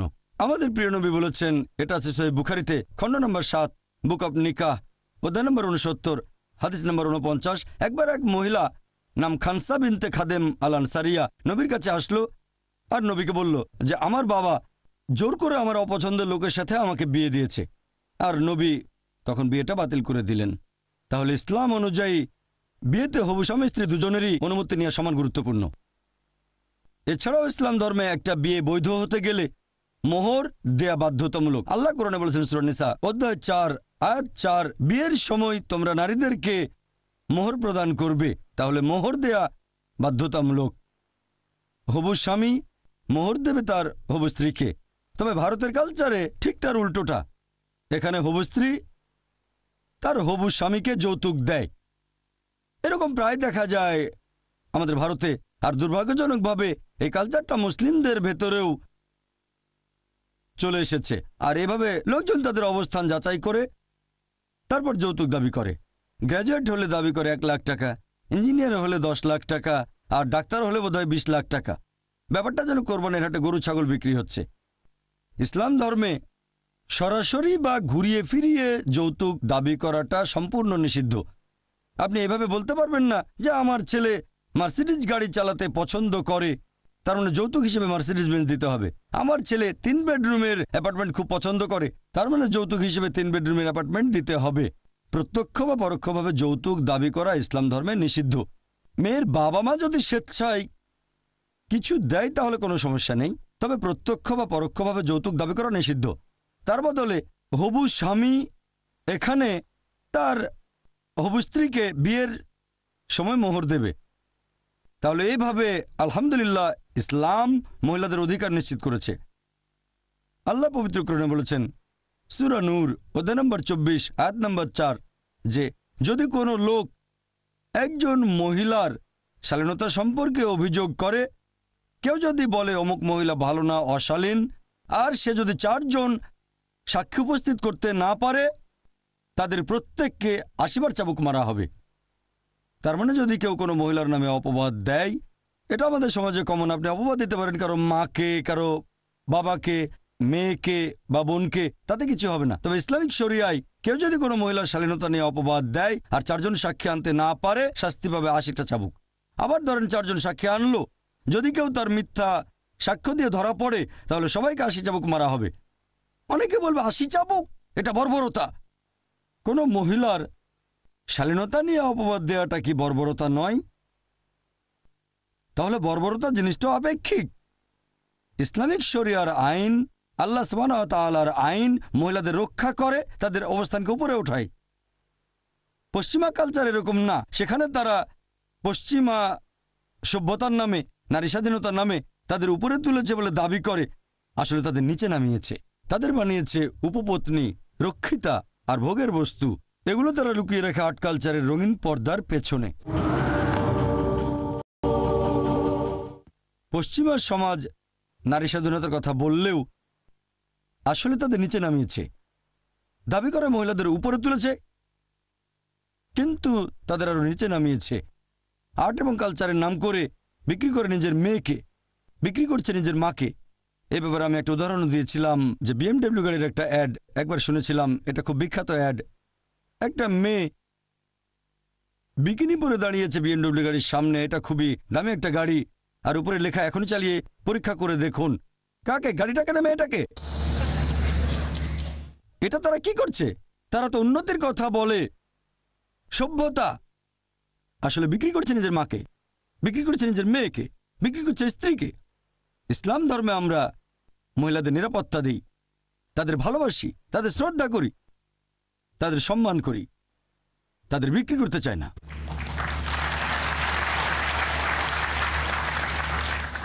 এছাড়াও অনেকে অভিযোগ করে যে ইসলাম ধর্মে উত্তরাধিকারের ক্ষেত্রে মহিলারা কেন অর্ধেক সম্পত্তি পায়।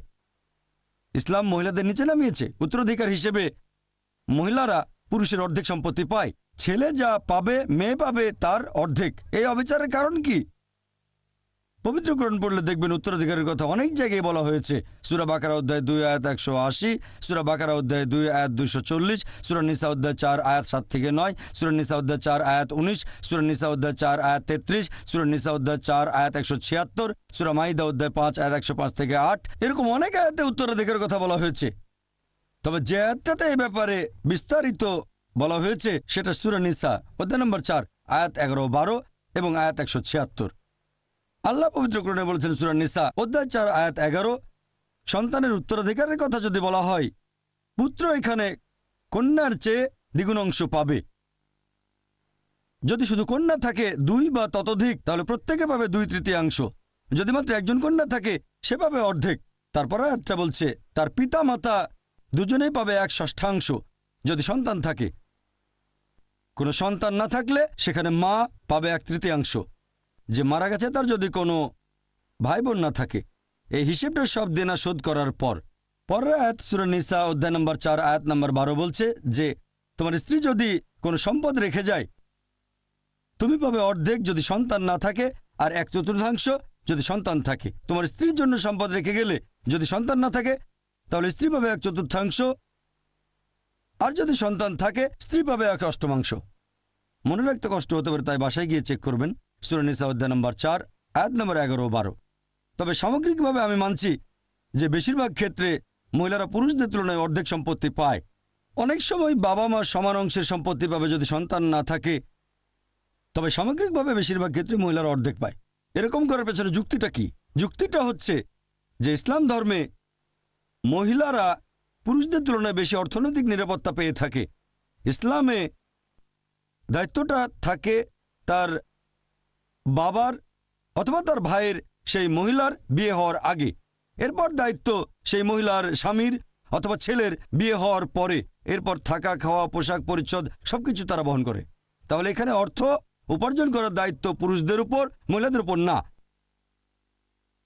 এখন আল্লাহ সুবহানাহু ওয়া তাআলা যেহেতু পুরুষদের উপর অর্থনৈতিক দায়িত্ব দিয়েছেন আর আল্লাহ সুবিচার করেন। পবিত্র কোরআনে আছে সূরা নিসা অধ্যায় 4 আয়াত 40, আল্লাহ সুবহানাহু ওয়া তাআলা কারো উপর অনুপরিমাণও জুলুম করেন না।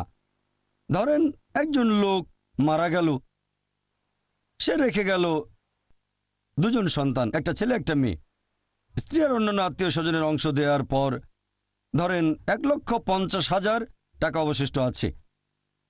ইসলামিক শরিয়া অনুযায়ী এক ছেলে আর এক মেয়ে অন্য সবার অংশ দেওয়ার পর 1.5 লক্ষ টাকা আছে। এখানে ছেলে পাবে 1 লক্ষ টাকা আর মেয়ে পাবে 50,000 টাকা। এখন আমি আপনাদের প্রশ্ন করি, কোনটা বেশি ভালো?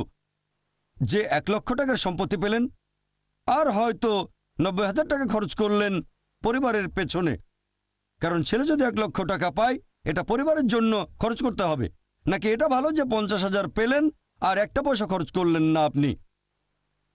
কারণ মেয়ে যে টাকা পাচ্ছে তা থেকে নিজের ভরণ পোষণের জন্য তাকে একটা টাকাও খরচ করতে হবে না। তার যাবতীয় ভরণ পোষণের দায়িত্ব হচ্ছে পরিবারের পুরুষদের উপর। তাহলে 50,000 টাকা পেয়ে 1 টাকাও খরচ করবেন না, এটা 1 লক্ষ টাকা পেয়ে 80-90,000 টাকা পরিবারের পেছনে খরচ করার চেয়ে অনেক বেশি ভালো।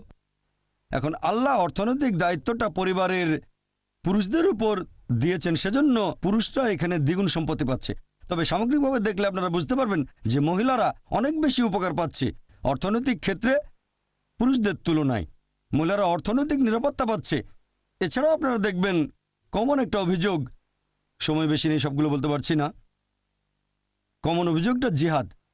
আর শুধু অমুসলিম নয়, অনেক মুসলিমদের মধ্যে এই ভুল ধারণা আছে যে একজন মুসলিম যদি কোনো রকম যুদ্ধ করে, সে যে কোনো কারণে, হতে পারে ব্যক্তিগত স্বার্থ উদ্ধার, হতে পারে খ্যাতি বা পলিটিক্সের জন্য, সেটাকে বলা হয় জিহাদ।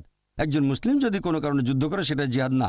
জিহাদের মূল আরবি শব্দটা হচ্ছে জাহাদা, যার মানে চেষ্টা করা বা সংগ্রাম করা। ইসলামিক শরিয়া অনুযায়ী এর মানে, ইসলামিক পরিভাষায় জিহাদ মানে নিজের খারাপ প্রবৃত্তিগুলোর বিরুদ্ধে চেষ্টা আর সংগ্রাম করা। আরেকটা মানে হচ্ছে সমাজকে ভালো করার জন্য চেষ্টা করা। আরও একটা মানে যুদ্ধের ময়দানে আত্মরক্ষার জন্য লড়াই করা। এর আরেকটা মানে অত্যাচার আর অবিচারের বিরুদ্ধে চেষ্টা সংগ্রাম করে যাওয়া। জিহাদ মানে চেষ্টা করা বা সংগ্রাম করা। আরও ভুল ধারণা আছে, অনেক লোকে বলে যে জিহাদ শব্দের মানে পবিত্র যুদ্ধ। যদি পবিত্র যুদ্ধ শব্দটার আরবি করেন সেটা হারবুম মুকাদ্দাসা, আর কোরআন পড়লে দেখবেন এই পবিত্র কোরআনের কোনো জায়গায় বা কোনো সহিহ হাদিসে হারবুম মুকাদ্দাসা শব্দটা ব্যবহার করা হয়নি। তাহলে জিহাদ মানে পবিত্র যুদ্ধ না। এই পবিত্র যুদ্ধ শব্দটা প্রথম ব্যবহার করেছে পশ্চিমা লোকজনেরা। এটা দিয়ে তারা বোঝাতো ক্রুসেড। খ্রিস্টানরা একসময় অনেক দেশ জয় করেছিল, খ্রিস্টান ধর্মের দোহাই দিয়ে হাজার হাজার মানুষ হত্যা করেছিল, এটাকে বলা হয় পবিত্র যুদ্ধ। ইসলাম অনুযায়ী জিহাদ মানে পবিত্র যুদ্ধ না। জিহাদের একটা টাইপ হতে পারে যুদ্ধ করা, সেটা হচ্ছে কিতাল, আর সেটা আল্লাহ সুবহানাহু ওয়া তাআলার পথে যুদ্ধ করা। এই জিহাদের উপর আমি একটা পুরো লেকচার দিয়েছিলাম চেন্নাই শহরে 1.5 বছর আগে। সেই লেকচারটা আপনারা দেখতে পারেন। আর আপনারা দেখবেন কিছু লোক বেছে বেছে কোরআনের কয়েকটা আয়াত নিয়ে বলে যে পবিত্র কোরআন বলছে যখনই কাফিরকে দেখবে তাকে হত্যা করবে, তার মানে কোনো অমুসলিমকে দেখলেই তাকে মেরে ফেলো, এটা একটা বর্বর ধর্ম। এরকম খুব বিখ্যাত একটা আয়াত সূরা তাওবা অধ্যায় নম্বর 9 আয়াত নম্বর 5। ইসলামের সমালোচকরা বলেন, যেমন অরুণ সুরি একটা বই লিখেছেন দ্য ওয়ার্ল্ড অফ ফতোয়া, সেখানে সূরা তাওবার 5 নম্বর আয়াতের উদ্ধৃতি দিয়ে বলেছেন এই কোরআন বলছে যখনই তুমি কাফিরকে দেখবে, ব্র্যাকেটের মধ্যে লিখে দিয়েছেন হিন্দু, তাকে হত্যা করো। আপনি কোরআন খুললে দেখবেন সূরা তাওবা অধ্যায় নম্বর 9 আয়াত নম্বর 5, সেখানে আছে যখনই কোনো কাফিরকে দেখবে মেরে ফেলো। তবে এখানে উদ্ধৃতি দেওয়া হয়েছে কোনো প্রসঙ্গ ছাড়া। প্রসঙ্গটা জানলে বুঝতে পারবেন সূরা তাওবার শুরুর দিকের আয়াতগুলো অধ্যায় নম্বর 9, এখানে মুসলিম আর মক্কার মুশরিকদের মধ্যে একটা চুক্তির কথা বলা হয়েছে। মুশরিকরা ইচ্ছে করে এই চুক্তির শর্তগুলো ভঙ্গ করেছিল। যখন আল্লাহ সুবহানাহু ওয়া তাআলা তাওবার 5 নম্বর আয়াত পর্যন্ত নাজিল করলেন, সেখানে তিনি মুশরিকদের উদ্দেশ্যে বললেন সব ঠিক করে ফেলো 4 মাসের ভেতরে, তা না হলে যুদ্ধ ঘোষণা করা হবে। আর সেই যুদ্ধক্ষেত্রে আল্লাহ সুবহানাহু ওয়া তাআলা বলেছেন যখনই কাফিররা মানে শত্রুরা আসবে তাদের সাথে লড়াই করে হত্যা করো। তাহলে এই আয়াতটা নাজিল হয়েছিল যুদ্ধের ময়দানের প্রসঙ্গে। যখন শত্রু তোমাদের আক্রমণ করতে আসবে তখন ভয় পেও না, লড়াই করে তাদের হত্যা করো। এখন একজন আর্মি জেনারেল তার সৈনিকদের মনোবল চাঙ্গা করার জন্য এভাবে তাদের বলবে যে তোমরা ভয় পেও না, লড়াই করে শত্রুদের মারো, বলবে না শত্রুদের মেরে ফেলো না, যুদ্ধ করো না। তাহলে কোরআনের এই আয়াতটা নাজিল হয়েছিল একটা যুদ্ধের প্রসঙ্গে। অরুণ সূরি এখানে 5 নম্বর আয়াত থেকে চলে গেছেন 7-এ, কারণ সূরা তওবা অধ্যায় 9 আয়াত 6-এ তার অভিযোগের উত্তরটা বলা আছে। 6 নম্বর আয়াত বলছে, যদি তোমার শত্রুরা আশ্রয় চায়, যদি শান্তি চায়, শুধু শান্তি দিও না, তাদেরকে একটা নিরাপদ জায়গায় পৌঁছে দিয়ে এসো, যাতে করে তারা আল্লাহ সুবহানাহু ওয়া তাআলার বাণী শুনতে পারে। আজকের দিনের সবচেয়ে দয়ালু আর্মি জেনারেল হয়তো সৈন্যদের বলবে শত্রুদের ছেড়ে দাও, কিন্তু আল্লাহ বলেছেন শুধু শান্তি দেওয়াই নয়, নিরাপদ জায়গায় পৌঁছে দিয়ে এসো। আর এছাড়াও আপনারা দেখবেন পৃথিবীর সবগুলো প্রধান ধর্মের গ্রন্থ, সবগুলো প্রধান ধর্মগ্রন্থ, সেখানে সত্য আর মিথ্যার মধ্যে লড়াইয়ের কথা বলা হয়েছে। সবগুলো প্রধান ধর্মগ্রন্থ, বাইবেল পড়লে দেখবেন বুক অফ এক্সোডাস অধ্যায় নম্বর 32, এখানে লড়াইয়ের কথা আছে। তারপর বাইবেলে বুক অফ নাম্বারস অধ্যায় নম্বর 31-এ লড়াইয়ের কথা আছে। এরপর গসপেল অফ লুক অধ্যায় নম্বর 22, যীশুখ্রিস্ট তার নিজের মুখে বলেছেন তরবারি নিয়ে লড়াই করো। মহাভারতে একই কথা আছে, পুরো কাহিনীটাই লড়াই আর যুদ্ধ নিয়ে। ভগবদ্গীতায় শ্রীকৃষ্ণ উপদেশ দিচ্ছেন অর্জুনকে যুদ্ধ করার জন্য। অর্জুন বলছে ভগবদ্গীতা অধ্যায় 1 অনুচ্ছেদ 43 থেকে 46, আমার জ্ঞাতি ভাইদের হত্যা করব কিভাবে? নিজের আত্মীয়ের সাথে যুদ্ধ করার বদলে আমি নিরস্ত্র অবস্থায় যুদ্ধক্ষেত্রে মারা যাব। তখন শ্রীকৃষ্ণ বললেন ভগবদ্গীতা অধ্যায় নম্বর 2 অনুচ্ছেদ 2 ও 3 যে এরকম চিন্তা তোমার মাথায় আসলো কিভাবে যে যুদ্ধ করতে চাচ্ছ না? তুমি এমন নপুংসক হলে কবে? ভগবদ্গীতা অধ্যায় নম্বর 2 অনুচ্ছেদ 31, 32, 33 বলছে যে তুমি একজন ক্ষত্রিয়, তুমি যুদ্ধ করবে, কেবলমাত্র যুদ্ধ করলে স্বর্গে যেতে পারবে। যখন কোনো হিন্দুকে ভগবদ্গীতার এই কথাগুলো বলি, সে বলে না, এটা তো মিথ্যার বিরুদ্ধে সত্যের যুদ্ধ। আমি বলি কোরআনও তাই বলছে, মিথ্যার বিরুদ্ধে সত্যের যুদ্ধ। যখন ভগবদ্গীতা দিয়ে উদাহরণ দেয় তখন হিন্দুরা বুঝতে পারে আর বলে যে কোরআনে কোনো সমস্যা নেই। একজন খ্রিস্টানকে বাইবেলের উদাহরণগুলো বলবেন আর হিন্দুকে উদাহরণ দেবেন তাদের ধর্মগ্রন্থ থেকেই, সাদৃশ্যগুলো দেখাবেন। আর আপনারা দেখবেন প্রত্যেক দেশের একটা আইন আছে। ভারতে এরকম আইন আছে, এখানে চুরি করা নিষিদ্ধ, আইন এটার অনুমতি দেয় না। ভারতে ধর্ষণ করা নিষিদ্ধ, তারপরও মানুষ চুরি করে, তারপর ধর্ষণ করে। তাই আইন প্রয়োগ করতে এখানে পুলিশ বাহিনী আছে। পুলিশ বাহিনী রাখা হয় এজন্য যাতে অপরাধীকে শাস্তি দেওয়া যায়।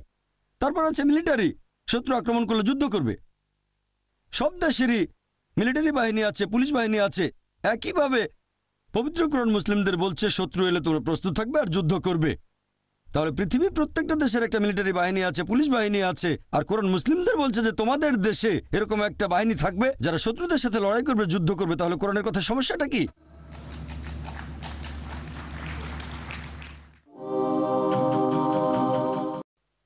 আর এছাড়াও আপনারা দেখবেন পৃথিবীর সবগুলো প্রধান ধর্মের গ্রন্থ, সবগুলো প্রধান ধর্মগ্রন্থ, সেখানে সত্য আর মিথ্যার মধ্যে লড়াইয়ের কথা বলা হয়েছে। সবগুলো প্রধান ধর্মগ্রন্থ, বাইবেল পড়লে দেখবেন বুক অফ এক্সোডাস অধ্যায় নম্বর 32, এখানে লড়াইয়ের কথা আছে। তারপর বাইবেলে বুক অফ নাম্বারস অধ্যায় নম্বর 31-এ লড়াইয়ের কথা আছে। এরপর গসপেল অফ লুক অধ্যায় নম্বর 22, যীশুখ্রিস্ট তার নিজের মুখে বলেছেন তরবারি নিয়ে লড়াই করো। মহাভারতে একই কথা আছে, পুরো কাহিনীটাই লড়াই আর যুদ্ধ নিয়ে। ভগবদ্গীতায় শ্রীকৃষ্ণ উপদেশ দিচ্ছেন অর্জুনকে যুদ্ধ করার জন্য। অর্জুন বলছে ভগবদ্গীতা অধ্যায় 1 অনুচ্ছেদ 43 থেকে 46, আমার জ্ঞাতি ভাইদের হত্যা করব কিভাবে? নিজের আত্মীয়ের সাথে যুদ্ধ করার বদলে আমি নিরস্ত্র অবস্থায় যুদ্ধক্ষেত্রে মারা যাব। তখন শ্রীকৃষ্ণ বললেন ভগবদ্গীতা অধ্যায় নম্বর 2 অনুচ্ছেদ 2 ও 3 যে এরকম চিন্তা তোমার মাথায় আসলো কিভাবে যে যুদ্ধ করতে চাচ্ছ না? তুমি এমন নপুংসক হলে কবে? ভগবদ্গীতা অধ্যায় নম্বর 2 অনুচ্ছেদ 31, 32, 33 বলছে যে তুমি একজন ক্ষত্রিয়, তুমি যুদ্ধ করবে, কেবলমাত্র যুদ্ধ করলে স্বর্গে যেতে পারবে। যখন কোনো হিন্দুকে ভগবদ্গীতার এই কথাগুলো বলি, সে বলে না, এটা তো মিথ্যার বিরুদ্ধে সত্যের যুদ্ধ। আমি বলি কোরআনও তাই বলছে, মিথ্যার বিরুদ্ধে সত্যের যুদ্ধ। যখন ভগবদ্গীতা দিয়ে উদাহরণ দেয় তখন হিন্দুরা বুঝতে পারে আর বলে যে কোরআনে কোনো সমস্যা নেই। একজন খ্রিস্টানকে বাইবেলের উদাহরণগুলো বলবেন আর হিন্দুকে উদাহরণ দেবেন তাদের ধর্মগ্রন্থ থেকেই, সাদৃশ্যগুলো দেখাবেন। আর আপনারা দেখবেন প্রত্যেক দেশের একটা আইন আছে। ভারতে এরকম আইন আছে, এখানে চুরি করা নিষিদ্ধ, আইন এটার অনুমতি দেয় না। ভারতে ধর্ষণ করা নিষিদ্ধ, তারপরও মানুষ চুরি করে, তারপর ধর্ষণ করে। তাই আইন প্রয়োগ করতে এখানে পুলিশ বাহিনী আছে। পুলিশ বাহিনী রাখা হয় এজন্য যাতে অপরাধীকে শাস্তি দেওয়া যায়। তারপর আছে মিলিটারি, শত্রু আক্রমণ করলে যুদ্ধ করবে। সব দেশেরই মিলিটারি বাহিনী আছে, পুলিশ বাহিনী আছে। একইভাবে পবিত্র কোরআন মুসলিমদের বলছে শত্রু এলে তোমরা প্রস্তুত থাকবে আর যুদ্ধ করবে। তাহলে পৃথিবীর প্রত্যেকটা দেশের একটা মিলিটারি বাহিনী আছে, পুলিশ বাহিনী আছে, আর কোরআন মুসলিমদের বলছে যে তোমাদের দেশে এরকম একটা বাহিনী থাকবে যারা শত্রুদের সাথে লড়াই করবে, যুদ্ধ করবে। তাহলে কোরআনের কথা সমস্যাটা কি? আমাদের বুঝতে হবে যে ইসলামিক শরিয়া এটা পারফেক্ট। আর যদি খলিফা এরকম আদেশ দেন, তিনি যদি বলেন তোমরা যুদ্ধ করো, আর যদি বলেন সবাই যুদ্ধ করবে, তাহলে সবাইকে আসতে হবে, হোক সে একজন ডাক্তার অথবা ইঞ্জিনিয়ার। এটাই হলো জিহাদ, চেষ্টা করা। এখানে কোনো অপশন নেই। ভারতে এই আইনটা প্রচলিত না। মানুষ অভিযোগ করে যে ইসলাম ধর্মে তারা কেন অমুসলিমদের কাছ থেকে জিজিয়া কর নেয়। ইসলামিক শরিয়া অনুযায়ী অমুসলিমদেরও কিছু অধিকার আছে। এর উপর একটা লেকচার দেওয়া যায়। আমি প্রতি মাসে একটা আর্টিকেল লিখি সৌদি আরবের একটা হজ ম্যাগাজিনে, ইসলামিক শরিয়া অনুযায়ী অমুসলিমদের অধিকার। সময় কম, তাই ব্যাপারটা নিয়ে বিস্তারিত বলতে পারবো না। তবে এখানে জিজিয়া কর সম্পর্কে বলছি যে ইসলাম অমুসলিমদের কেন জিজিয়া কর দিতে বলছে। জিজিয়া করের পটভূমিটা যদি জানেন যে কেন নেওয়া হয়, তাহলে এর প্রশংসা করবেন।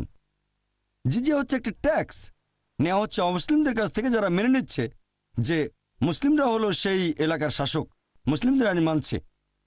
আর জিজিয়া কর যে কারণে নেওয়া হচ্ছে, ইসলামিক কোনো একটা দেশে যদি আপনি মুসলিম হন আর যদি খলিফা বলেন জিহাদে অংশ নিতে হবে অথবা মিথ্যের বিরুদ্ধে কোনো যুদ্ধে অংশ নিতে হবে, তাহলে সেটা আবশ্যিক, আর কোনো অপশন নেই। হতে পারেন আপনি ডাক্তার, ইঞ্জিনিয়ার অথবা আইনজীবী।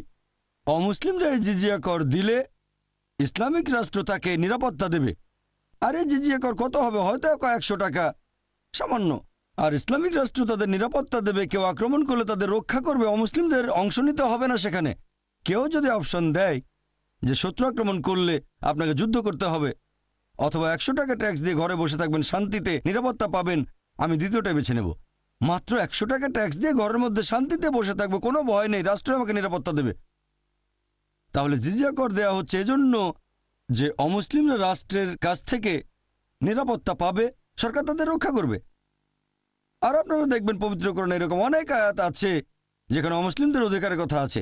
আল্লাহ পবিত্র কোরআনে বলেছেন সূরা মুমতাহিনা অধ্যায় নম্বর 60 আয়াত নম্বর 8 যে যেসব অবিশ্বাসীরা দ্বীনের বিরুদ্ধে যুদ্ধ করেনি এবং তোমাদের স্বদেশ থেকে বহিষ্কার করেনি, আল্লাহ তাদের সাথে ন্যায় বিচার করার উপদেশ দিয়েছেন, কারণ আল্লাহ সুবহানাহু ওয়া তাআলা তাদের পছন্দ করেন না যারা অবিচার করে।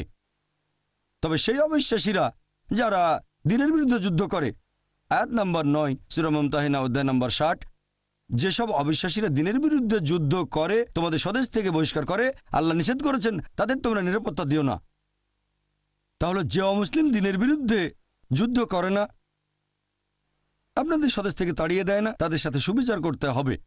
আর অমুসলিমদের জন্য বেশ কিছু নিয়মকানুন আছে। এ হলো সম্পূর্ণ ইসলামিক শরিয়া। যদি কোনো মুসলিম নিরীহ অমুসলিমের ক্ষতি করে, তাহলে সেই মুসলিম শাস্তি পাবে। একজন মুসলিম যদি কোনো অমুসলিমের বাসায় চুরি করে, 1 কেজি স্বর্ণ, তার হাত কেটে ফেলা হবে। এটাই সুবিচার। আপনারা দেখবেন যে ইসলামিক শরিয়া বর্বর আইন না, এটা পারফেক্ট। এছাড়াও শরিয়া আমাদের নির্দেশ দেয় যে কোন ভালো কাজ করতে হবে, চুরি করব না, ধর্ষণ করব না ইত্যাদি। কিন্তু সবাই তো সেটা মেনে চলবে না, তাদের জন্য শাস্তির ব্যবস্থা আছে। তবে ইসলামিক শরিয়া এর মধ্যে ইসলাম ধর্মের একটা স্তম্ভও আছে। ইসলামের 5 নম্বর স্তম্ভ পরকালের জীবন। আল্লাহ পবিত্র কোরআনে বলেছেন সূরা মুলক অধ্যায় নম্বর 67 আয়াত নম্বর 2, আল্লাযী খালাকাল মাউতা ওয়াল হায়াতা। আল্লাহ তাআলা সৃষ্টি করেছেন জীবন ও মৃত্যু পরীক্ষার জন্য কে তোমাদের মধ্যে কর্মোত্তম। এই জীবন পরকালের জন্য একটা পরীক্ষা। আর পরকালের জীবনে বিশ্বাস ঈমানের ক্ষেত্রে বাধ্যতামূলক, এছাড়া ঈমান পূর্ণ হবে না। কেন? অনেক মানুষ এভাবে বলে মৃত্যুর পরের জীবন এটা অযৌক্তিক।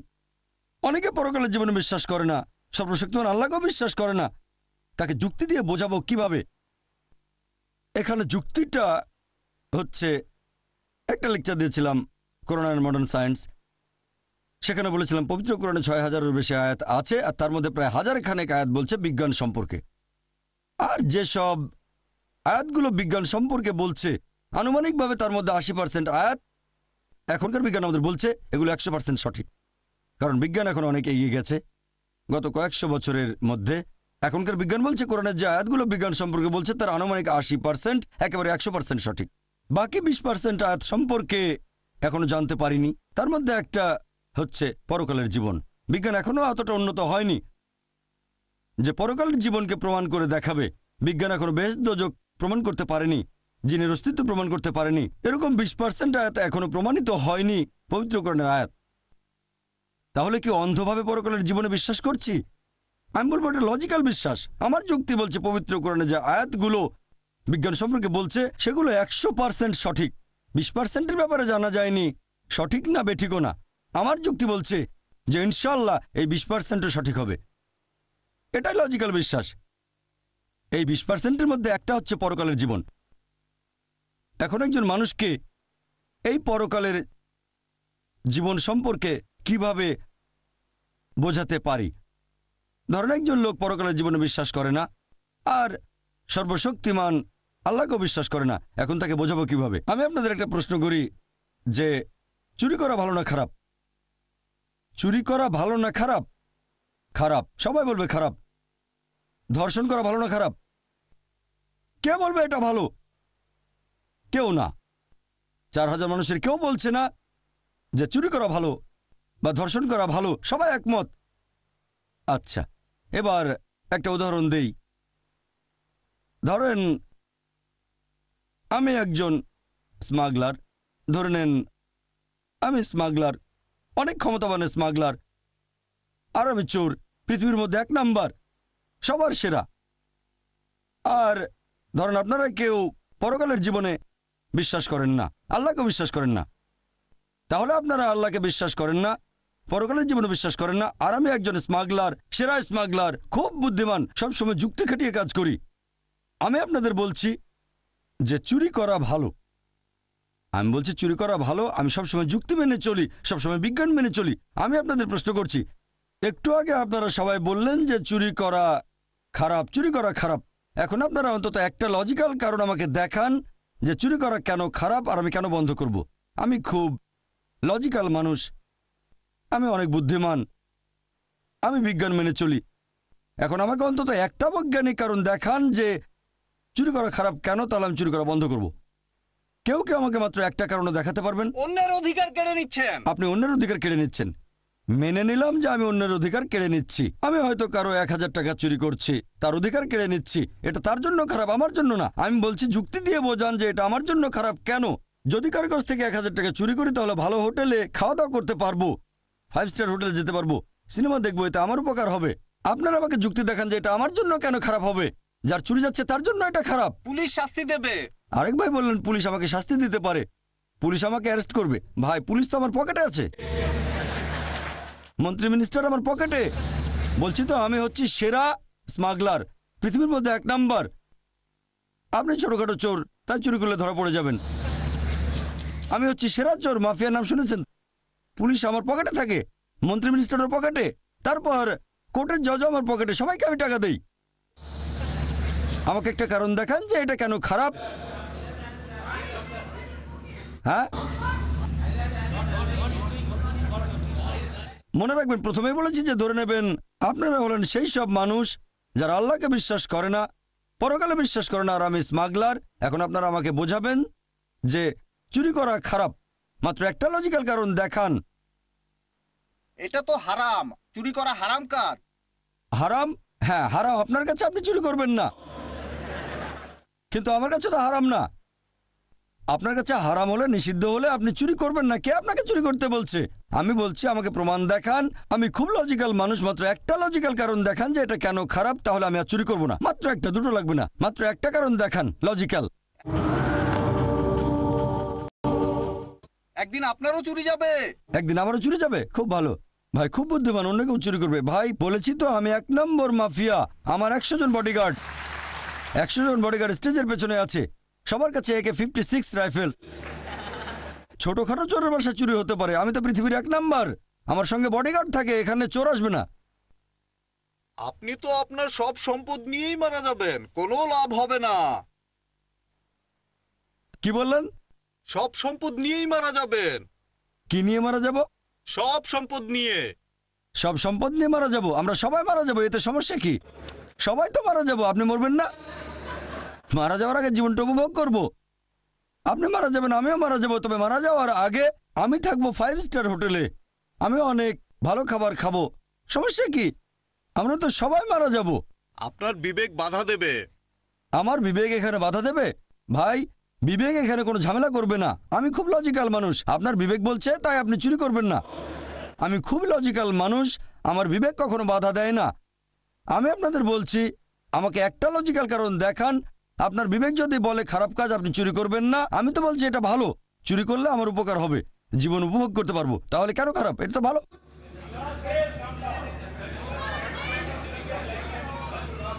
আমি একটু বলবো। সরি? সহজে টাকা পেয়ে যাচ্ছেন, এটা কি ভালো? কোনটা ভালো? আপনি তো কোনো কাজ করছেন না, যে টাকাটা আপনি পাচ্ছেন সেটা তো খুব সহজেই চলে আসছে। ভাই, আপনি বললেন যে আপনি কোনো কাজ না করেই সহজে টাকা পাচ্ছেন। কোনো কাজ না করেই টাকা পাচ্ছেন। হ্যাঁ, আপনিও বললেন কোনো কাজ না করে সহজে টাকা পেয়ে যাচ্ছি, সেজন্যই তো বলছি এটা ভালো। টাকা পেয়ে যাচ্ছি সহজে, তাহলে কষ্ট করবো কেন? সহজে টাকা পাওয়াটা ভালো না খারাপ? অবশ্যই ভালো। তাহলে সহজে টাকা পাওয়াটা তো ভালো। আপনারা আমাকে একটা লজিক্যাল কারণ দেখান যে এটা কেন খারাপ, তাহলে আর চুরি করবো না। একটা কারণে দেখাতে পারলেন না, সবাই বলছেন এটা খারাপ খারাপ, কিন্তু কারণ দেখাতে পারছেন না। চেন্নাইয়ের মানুষের কি বুদ্ধি কমে গেল নাকি?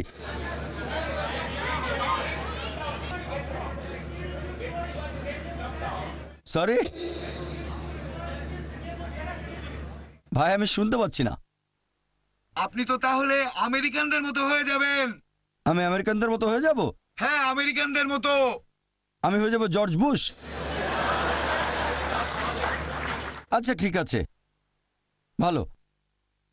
আপনাদের উত্তর দেওয়ার সময় আপনি শেষ। যদি মানুষের জিনিস চুরি করেন তাহলে একদিন আপনার জিনিসও চুরি যাবে। ভাই বলেন আমি চুরি করলে আমারও চুরি যাবে? আমি তো বলেছি আমার বডিগার্ড আছে, এই কথাটা শোনেননি? আমার বডিগার্ড আছে, কেউ চুরি করতে পারবে না। আপনাদের উত্তর দেওয়ার সময় শেষ, এবার টেবিলটা উল্টে দিতে হবে। আপনার কাজটা ঠিক না, কারণ আপনি চুরি করছেন, স্মাগলিং। এতে করে সমাজের আচ্ছা ঠিক অনেক আছে, ক্ষতি আপনাদের হচ্ছে। উত্তর দেওয়ার সময় শেষ। অনেক শত্রু তৈরি হবে। আমার শত্রু থাকলে সমস্যা নেই, আমার কেউ ক্ষতি করবে না, আমার আছে বডিগার্ড। আপনাদের উত্তর দেওয়ার সময় শেষ, এবার আমি উত্তরটা বলছি। আপনাদের উত্তরটা বলছি। আমি আগে বলেছিলাম এটা একটা উদাহরণ। ধরেন একজন লোক আপনার কাছে এসে জিজ্ঞেস করলো যে কিভাবে প্রমাণ করবেন ইসলামিক শরিয়া নিখুঁত। এই প্রশ্নটা যদি করা হয় তাহলে এবার টেবিলটা উল্টে দেন, টেবিলটা উল্টে দেন। ধরেন আপনি স্মাগলার, উদাহরণ দিচ্ছি, এটা ধরে নেন আপনি পৃথিবীর 1 নম্বর স্মাগলার আর আমি একজন মুসলিম। আপনাকে বোঝানোর চেষ্টা করছি। আপনি স্মাগলার, আমাকে বললেন প্রমাণ করে দেখান যে চুরি করা খারাপ। বললাম পুলিশ অ্যারেস্ট করবে, আপনি বললেন পুলিশ আমার পকেটে। তারপর বললাম এতে অন্যের ক্ষতি হচ্ছে, আপনি বললেন তাতে আমার কিছু যায় আসে না। বললাম বিবেক দংশন করবে, বললেন আমার বিবেকই নেই, দংশন করবে কে আমাকে? তারপর আমি বললাম আপনার থেকে কেউ চুরি করে নেবে, আপনি বললেন আমার বডিগার্ড আছে। মুসলিম হিসেবে আমি যেটা করব এইসব কথা বলার পাশাপাশি সেটা আমি আল্লাহ সুবহানাহু ওয়া তাআলার অস্তিত্বকে প্রমাণ করব। যে লোকটা পৃথিবীর মধ্যে 1 নম্বর মাফিয়া, স্মাগলার অথবা চোর, তার কাছে বস্তুবাদী সবার আগে, নিজেকে সে ক্ষমতাবান মনে করে থাকে, খুব ক্ষমতাবান সে। প্রথমে আমি তার সামনে আল্লাহ তাআলার অস্তিত্ব প্রমাণ করে দেখাবো। এটা করেছি একটা লেকচারে, is the Quran God's word. এখন যদি কেউ এই লেকচারটা is the Quran God's word খোলা মন নিয়ে দেখেন তাহলে আপনিও মানবেন যে সবচেয়ে ক্ষমতাবান আল্লাহ সুবহানাহু ওয়া তাআলা, সর্বশক্তিমান ঈশ্বর। তার সামনে প্রমাণ করে দেখাবো সে সর্বশক্তিমান নয়, সর্বশক্তিমান আল্লাহ সুবহানাহু ওয়া তাআলা। প্রমাণ করবো পবিত্র কোরআন আর বিজ্ঞান দিয়ে। 1 নম্বর পয়েন্ট। 2 নম্বর পয়েন্ট, সে তখন বলবে আচ্ছা আমি মেনে নিলাম যে ঈশ্বর সর্বশক্তিমান, কিন্তু তিনি কোন টাইপের ঈশ্বর? আমার তো কিছুই হচ্ছে না। হ্যাঁ, কথাটা ঠিক। এরকম অনেক দৃষ্টান্ত দেখবেন, অনেকে স্মাগলার চুরি করে কিন্তু তাদের কিছুই হচ্ছে না। কে ঠিক বলেছি? অনেকে আছে এরকম, হাজার হাজার চোর আছে, অনেকে বড় বড় অপরাধী, তারা খুব আরামের সাথে জীবন কাটায়, তাদের কিছুই হচ্ছে না, স্বাভাবিকভাবে মারা যাচ্ছে। হ্যাঁ, কেউ হয়তো খুন হয়, কেউ বা অ্যারেস্ট হয়, তবে অনেকেই জীবনটাকে উপভোগ করে মারা যায়, স্বাভাবিকভাবে মারা যায়।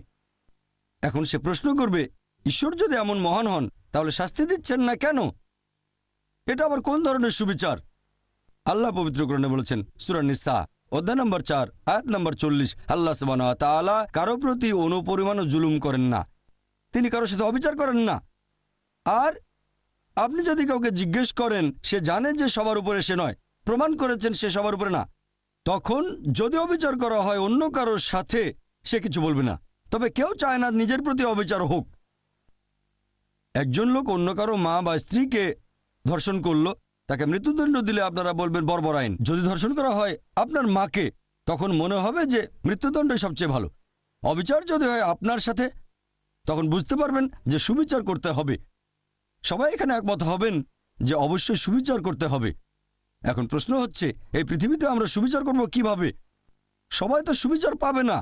যেমন ধরেন, আপনি এটা জানেন যে হিটলার 60 লক্ষ ইহুদিকে হত্যা করেছিল। কতজন? 60 লক্ষ ইহুদি। ধরেন আপনি আজকে হিটলারকে ধরলেন, তাকে এখন কি শাস্তি দেবেন? ম্যাক্সিমাম তাকেও গ্যাস চেম্বারে পাঠিয়ে দেবেন। তাতে মাত্র একটা জীবনের ক্ষতিপূরণ হবে। বাকি 59,99,999 জন ইহুদি ছিল, তাদের ব্যাপারে কি হবে? তারা সুবিচার পাবে না? এটা আবার কোন ধরনের আইন? একে সুবিচার বলবেন?